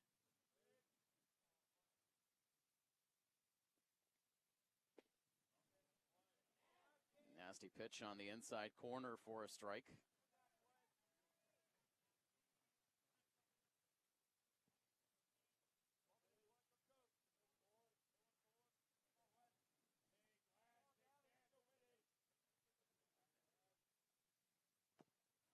And now a wild swing for Webster on a pitch that was down and out of the zone. He's down in the count now, 1-2.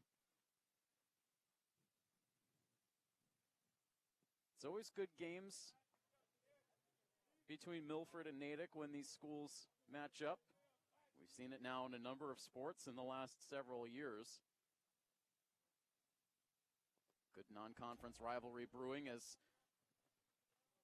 Here, Weddle uncorks a wild pitch.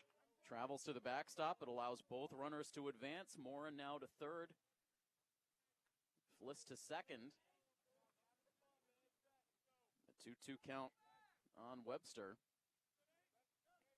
We saw the Natick and Milford football teams meet up back in the fall. That did not go very well for Milford. Hasn't been a lot of great results on the boys volleyball court either when these two schools have met up. Natick very dominant across the board as Webster pops it up.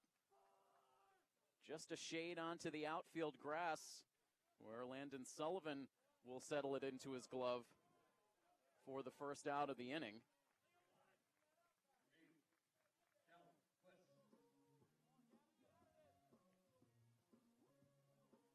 So one down now, ahead of the number 9 man, Callan Fliss. There were no offensive stats for Callan Fliss coming into this game, so curious if this is perhaps the first start of the season for Fliss. First pitch up and in for a ball. He struck out looking in the second inning, reached on a fielder's choice in the fourth.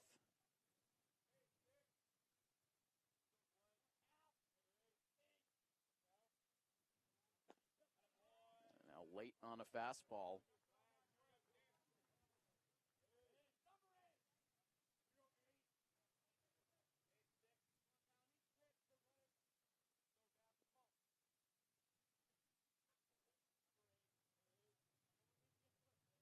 Long hesitation here for Gavin Weddle, and now too much time taken as Fliss backs out.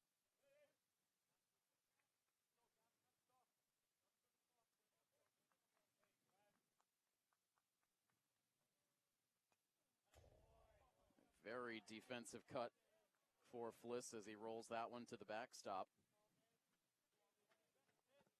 After tonight, we'll have just one regular season game remaining on our spring sports coverage calendar. It will come on Thursday of next week, right back here at Pheno Field for the baseball team's senior night game against Hopedale.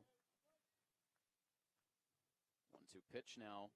That just misses. Again, Jake's trying to frame it. We have a lot of other live coverage coming up across our Milford TV platforms in the days ahead, including the annual town meeting on Monday night and the Dick Corbin Sports Awards live from the auditorium on Wednesday night next week. Swing and a miss, and Fliss goes down. Second strikeout in the game for Callan Fliss, 5th for Gavin Weddle. So 2 outs. Those 2 runners remain in scoring position now for Cody Jeffroy. Remains in the game as the designated hitter.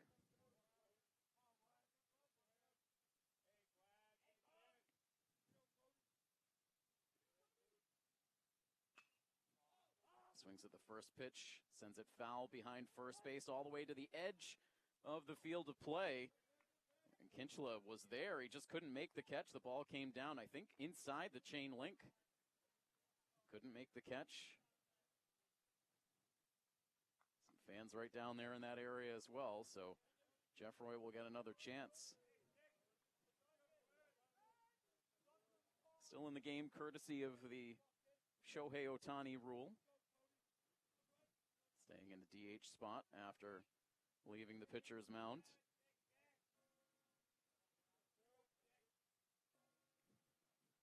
Oh, 1 to Cody.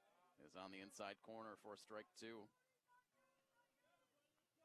Singled all the way back in the first inning, since then is lined out to left and grounded out to short.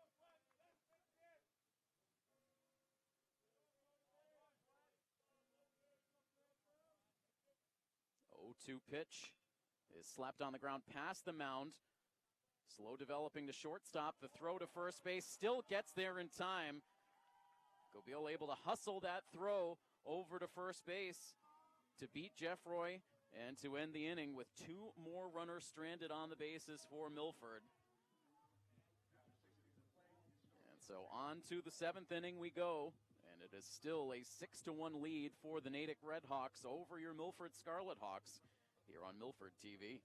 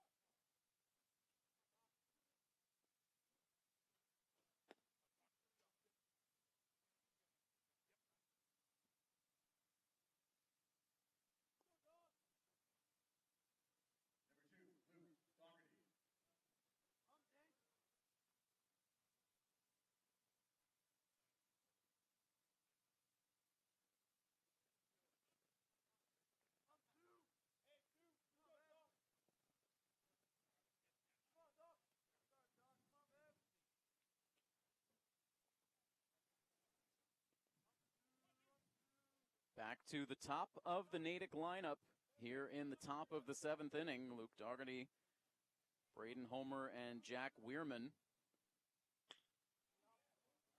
Dougherty, first pitch swinging, lines it out into center field.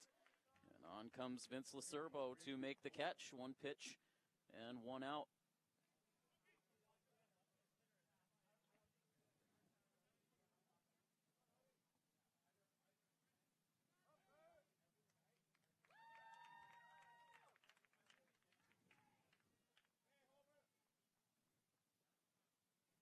So now one out and the base is empty for Braden Homer, who has been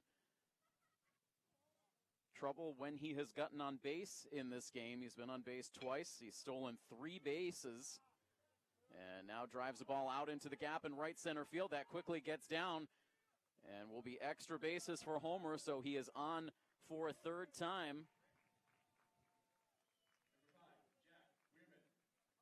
It's the 3rd extra base hit for the Redhawks on the day.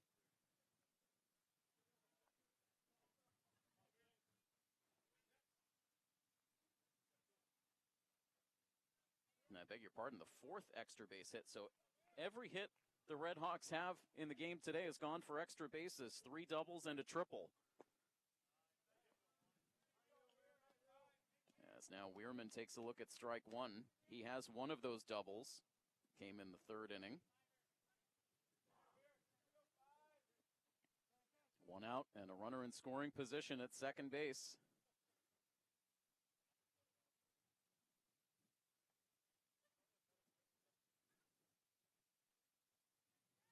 Redhawks looking to tack on a little additional insurance. Runner takes off for 3rd as this pitch is hit hard down the left field line, and it is just foul. It's hard to tell from our position. It was close to the line, but ruled a foul ball.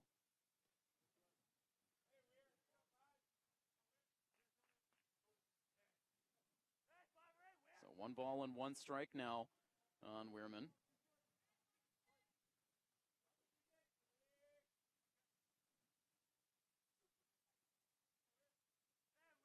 Jake Leverock out for his 2nd inning of relief work.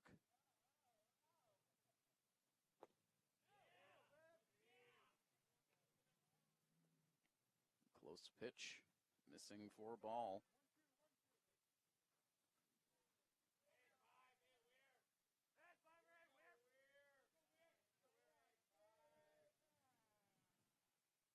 One-two pitch with the runner taking off again. It's outside. No throw from Ryan Fliss. So Braden Homer picks up his 4th stolen base of the evening. Now stands at third base. It's a 2-ball, 2-strike count on the Natick right fielder. Next pitch from Leverock is hit hard out to left field, down for a base hit.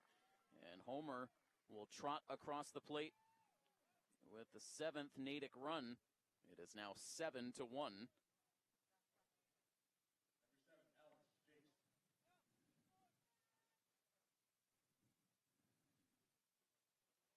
So there is the first non-extra base hit for Natick in the game. But it drives in a run. Now a 6-run Red Hawks lead. Still 1 out in the 7th inning for Alex Jakes, who has been on base all 3 times he's come to the plate. A couple of extra base hits. Now dumps one over towards third base. And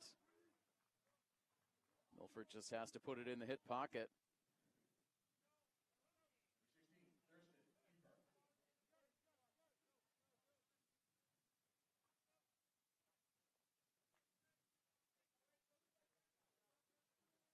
Some defensive changes here as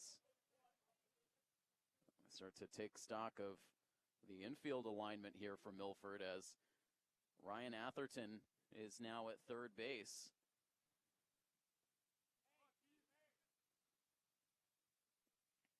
Morin has moved to short.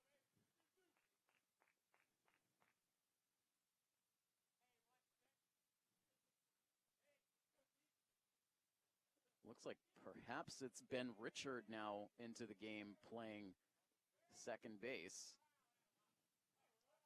So Joey McGee is out of the game.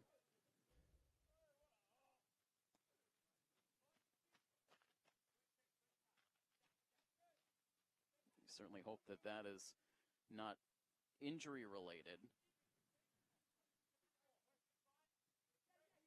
Joey McGee forced to miss much of last season due to injury, an injury that ended up continuing to bleed into his senior season. He missed all of the football season, where he very likely would have been the starting quarterback if he had been healthy. But was healthy enough to play in the field and bat in the spring season. Did not factor in on the pitcher's mound, where he had been so valuable before the injury.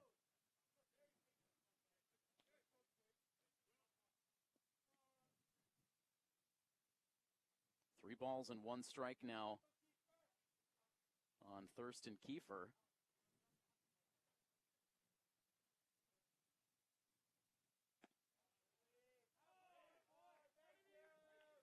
As that pitch misses for ball 4.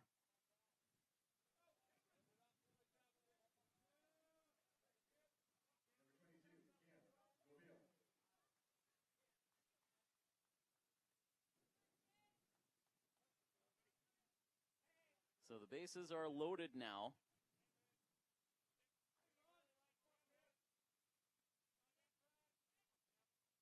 Weirman at third, Jakes at second, Kiefer at first. Gobeil at the plate, slaps it over towards shortstop. They'll get 1 out at second base as they get the force play on Kiefer. In the back door from third base to score is Weirman. Gobeil will pick up an RBI as he reaches on the fielder's choice.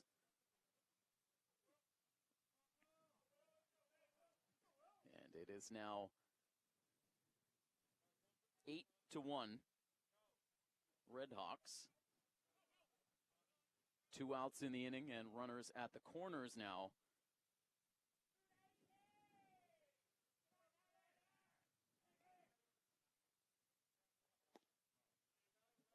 Pinch hitter at the plate here for Natick.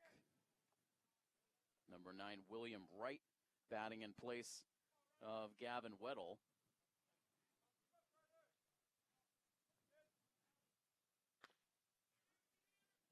He slaps one behind the third base bag. Long throw. No chance to get the out over at first base. The snap throw back across the diamond could not be picked by Atherton, so everyone is safe.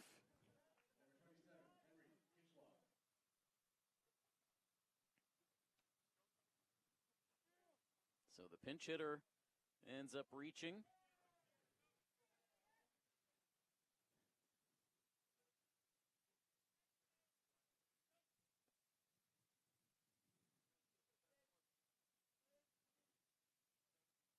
Another run ends up scoring as Jakes did come home on that play.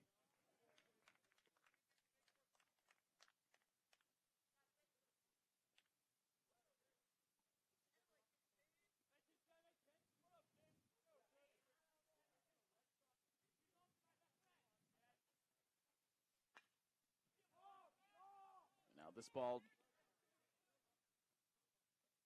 hit high in the air out to center field. It hung up for Lacerbo. That was a little tricky off the bat, but it hung up for the center fielder to make the play for the out that retires the side in this top of the seventh inning, but a couple of more insurance runs score. And so the Red Hawks will carry a 9-1 lead into the bottom of the seventh inning. Last chance for the Scarlet Hawks when we come back next here on Milford TV.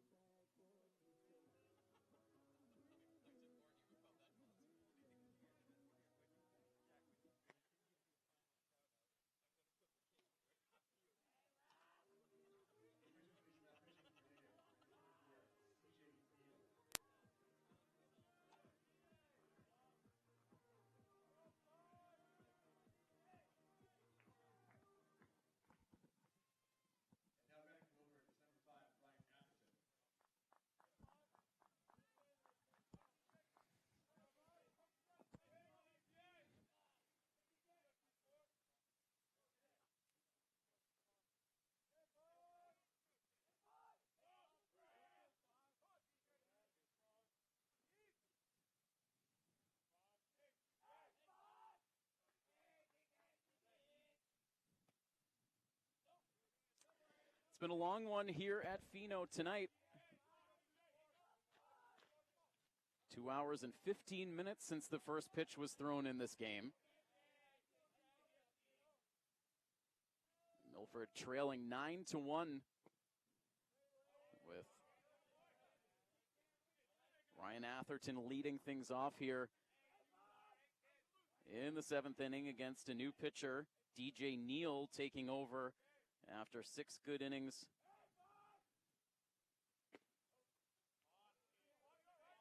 From the starting pitcher, Gavin Weddle, 6 innings, 7 hits allowed, just 1 run, 1 walk, and 5 strikeouts.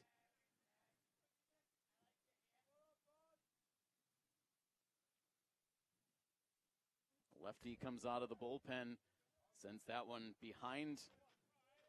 Atherton must have nicked him on the way by as he will head down to first base.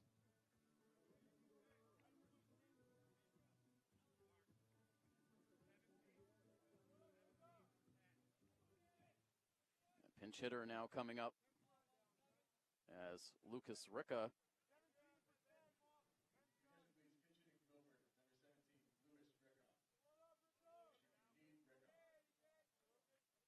So he bats in the number 3 spot, which would have been Ben Richard, who came out to play defensively at second base, but Ricca will take the at-bat.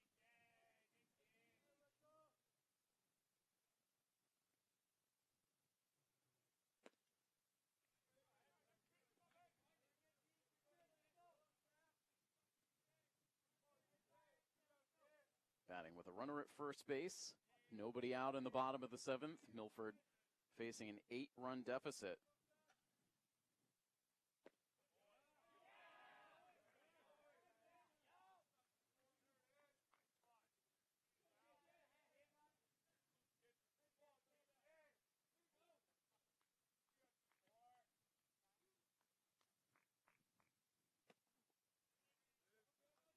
Two balls and 1 strike now on Ricca.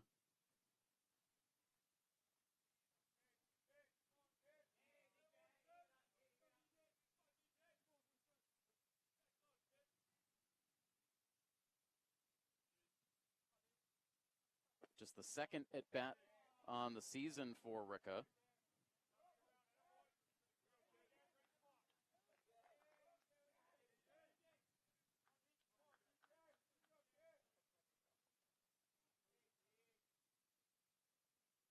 Right now, Neal struggling to find the strike zone as he fires a fastball high for ball 4. So I believe that was actually ball 4 to Atherton, not a hit by pitch. So back-to-back walks.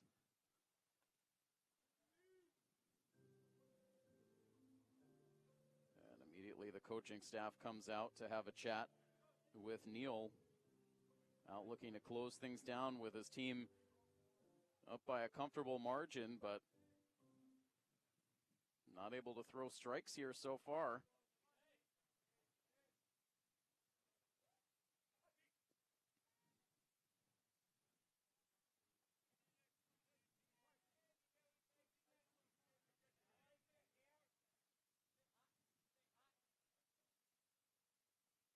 Only thrown 1 strike so far since coming into the game, and now sends that one well outside to Vince Lacerbo. Vince is 0 for 3 today. He struck out his last time up.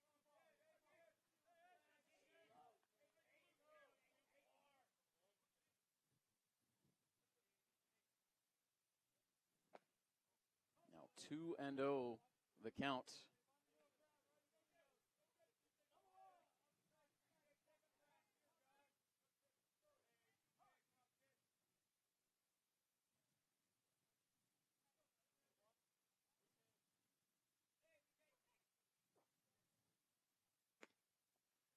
Right now, Neal cannot find the strike zone.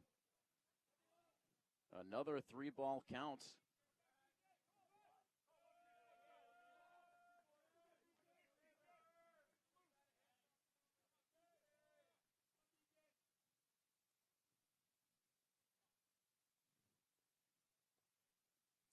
On the way, and he gets the benefit of a strike call. Lacerbo was bailing.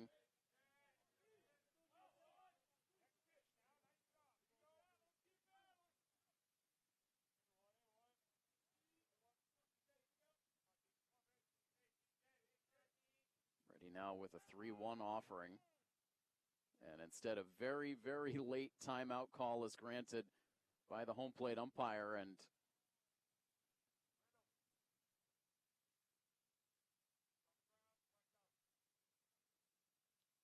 Alex Dion, head coach, wandering up the third base line to chat with the home plate umpire. Alex Jakes also out for a quick chat with DJ Neal to try to calm him down. Only 2 strikes thrown so far in this inning.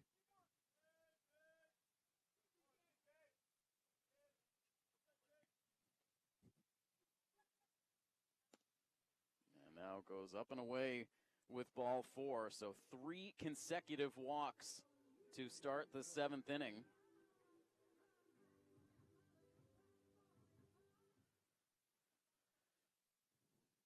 And that will be all for DJ Neal, given an opportunity to come out here and pitch the 7th inning with an 8-run lead, but could not find the strike zone, walked 3 straight hitters, and now Coach Hoy has seen enough. He will go back to the bullpen.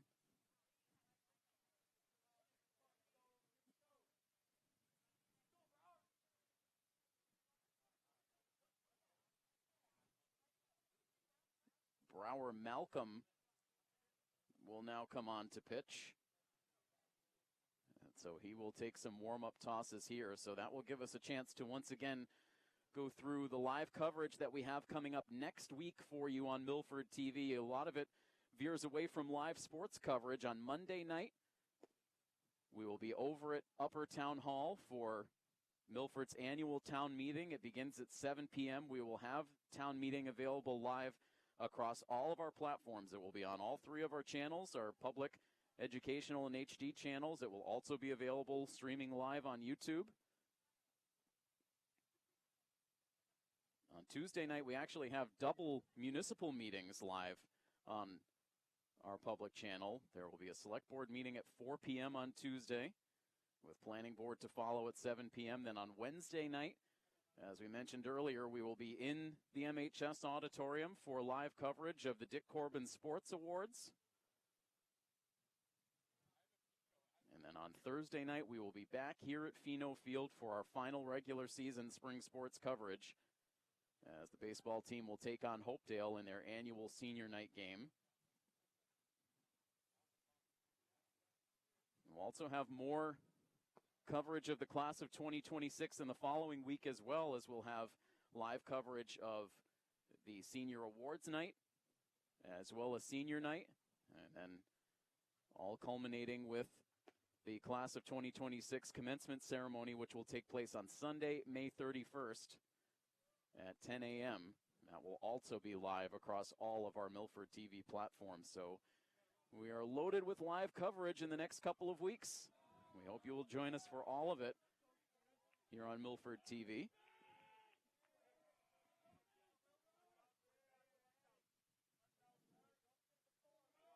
So Brower Malcolm now ready to continue this bottom of the 7th inning. He fires in ball 1 low.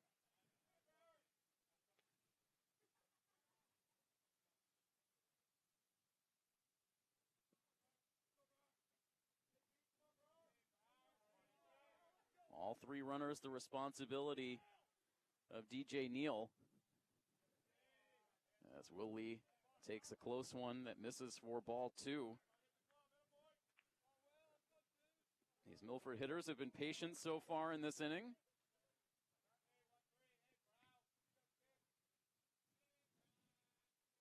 Two 2-0 pitch, and that is low for ball 3.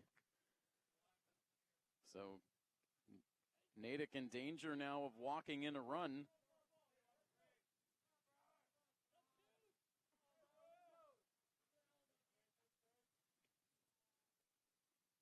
.30 pitch, and that is inside for ball 4.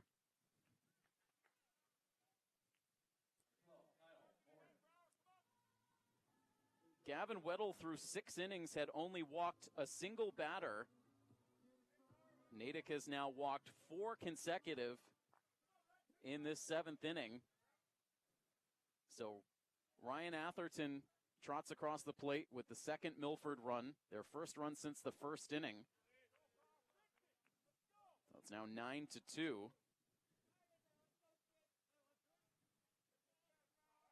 They're reloaded now for Kyle Morin.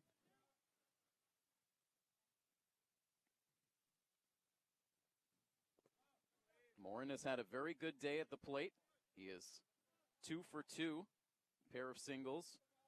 He has also been hit by a pitch, so he's been on base 3 times in total.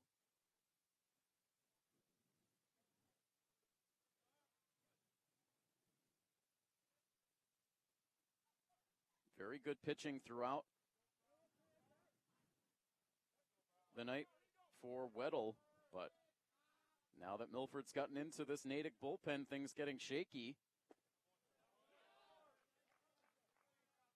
Finally, Malcolm delivers a strike to make it 2-1 on Morin.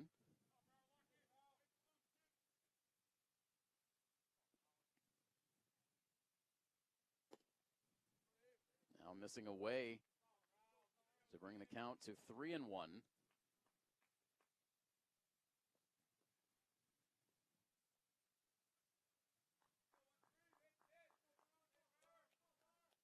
Suddenly those 3 insurance runs in the top half of this inning looking a lot more important for the Red Hawks, as they will now walk in a second run, as Milford has now walked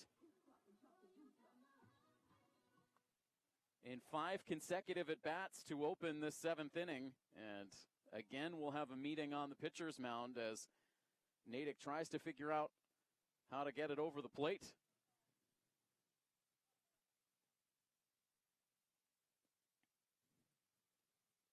So 2 runs forced in on bases loaded walks. It's now 9-3.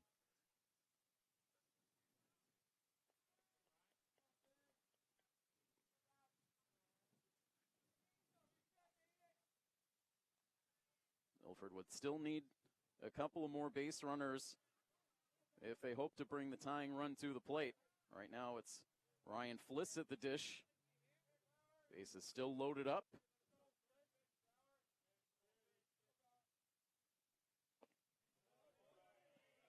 And a first pitch strike, something we have not seen in this inning yet.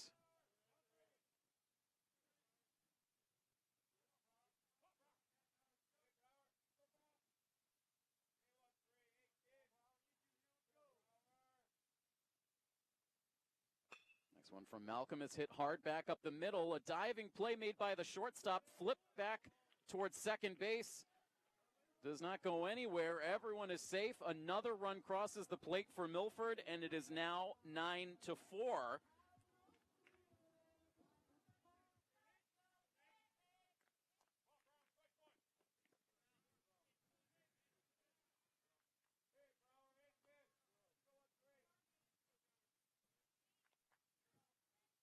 So a diving play behind the bag. You wonder if they will give Fliss the benefit of a hit. But regardless, he reaches. Another run comes home. The line just keeps moving for Milford in this 7th inning. It is now 9-4. And they do now have the tying run in the on-deck circle, with Nate Webster at the plate.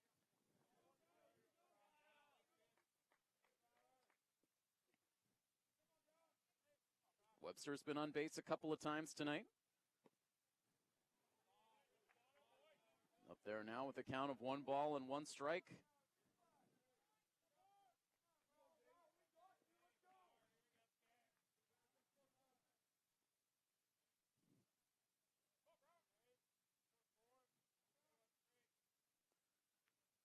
Here's the 1-1. That is in the dirt.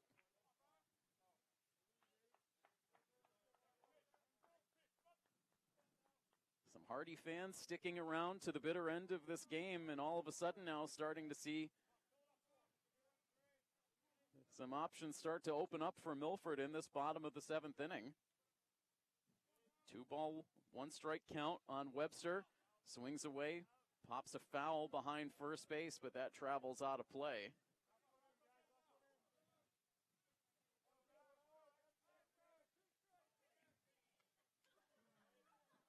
Two and two now, the count on Webster.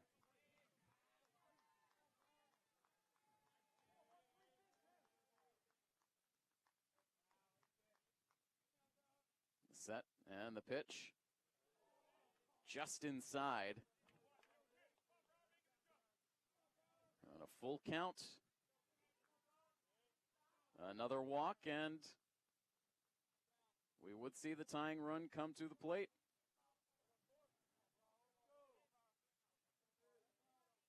Here is the 3-2 pitch.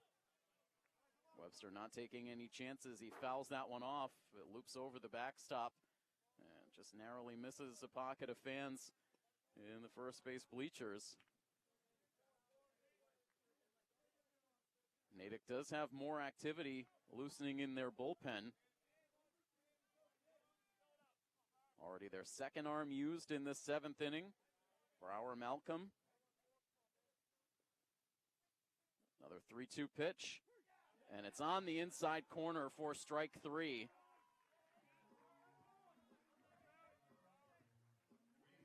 Gets the benefit of the call there. So the first strikeout for Malcolm, the first out of the 7th inning. After 6 consecutive batters reached. So 1 down now. Callan Fliss at the plate.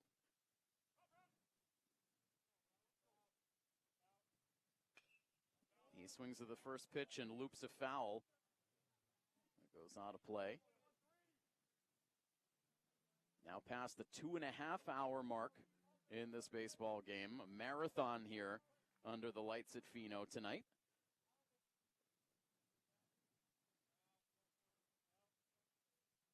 Bases are still loaded now with 1 down as Fliss sends another foul out of play, and he is down in the count, 0-2. Fliss struck out in the 2nd inning, reached on a fielder's choice in the 4th, and then struck out again in the 6th inning. 0-2 pitch, and that drops in for a called strike 3. So back-to-back Ks now for Malcolm. And that leaves the game up to Cody Jeffroy.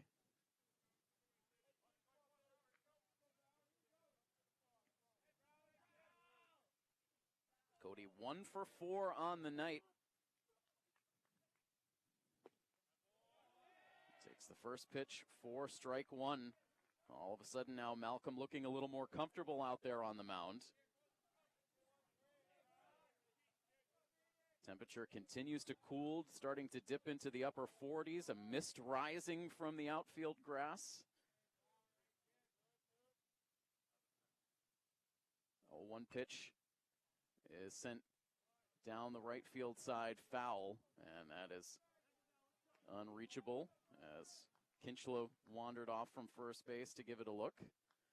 And Milford all of a sudden now down to their final strike.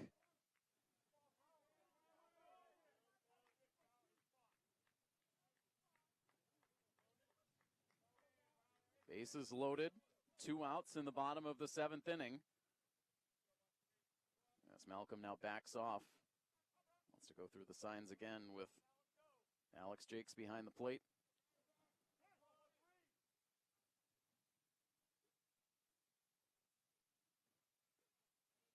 Luke Doherty almost getting swallowed up by a cloud of mist out in center field.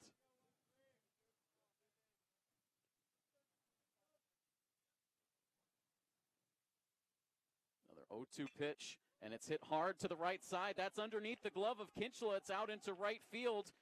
Lee crosses the plate with another run for Milford. It is now 9-5 as Jeffroy picks up an RBI.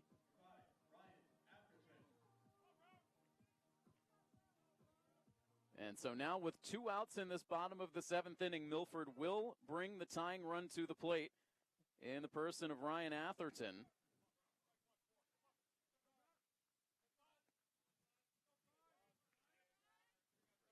And once again, how big are those 3 runs that Natick scored in the top half of this inning? Otherwise, it would be a 1-run ball game. Instead, still a 4-run lead. As now Atherton takes a look at strike 1. Ryan Atherton started this inning with a walk. Came around to score. Milford has batted around in this 7th inning.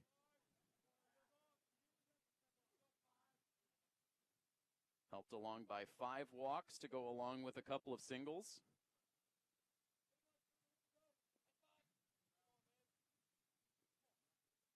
A 1 pitch. And that's on the inside edge for strike 2. And once again, Milford finds themselves down to their last strike.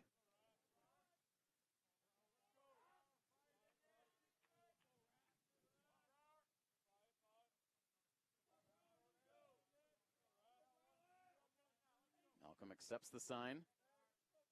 And his 0-2 pitch. That's down and away. Jake's able to keep it out in front. And it's now 1-2.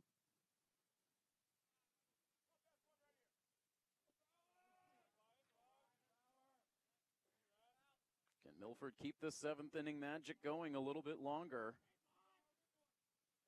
Here's a 1-2, and it's hit past the pitcher's mound. Gobbled up at second base, and Sullivan able to get the throw over to first base just in time for the out that ends the inning and ends this ball game. Milford making things interesting in this bottom of the 7th inning. But in the end, Natick able to finish off a 9-5 victory in a marathon game here at Pheno Field tonight. So with the loss, Milford will fall to 4-14 now on the season, and with the win, Natick will improve to 14-2. And so that will wrap things up here at Pheno Field tonight. Again, we hope you'll join us for all of our live coverage across our Milford TV platforms next week. But again, I want to give a sincere thank you to our Milford TV crew bringing you this coverage late into the evening tonight. Our camera operator is Patrick Arapi, and our director for one final time on the night is our terrific Sutton High School intern, Jack Andrade. And I am Tim Coet, bringing you this action live from our Rentschler Biopharma broadcast booth. That final score, one final time, 9-5. Natick defeats Milford. This has been a presentation of Scarlet Hawks Athletics on Milford TV, presented by the Rail Trail Flatbread Company. So long, everybody.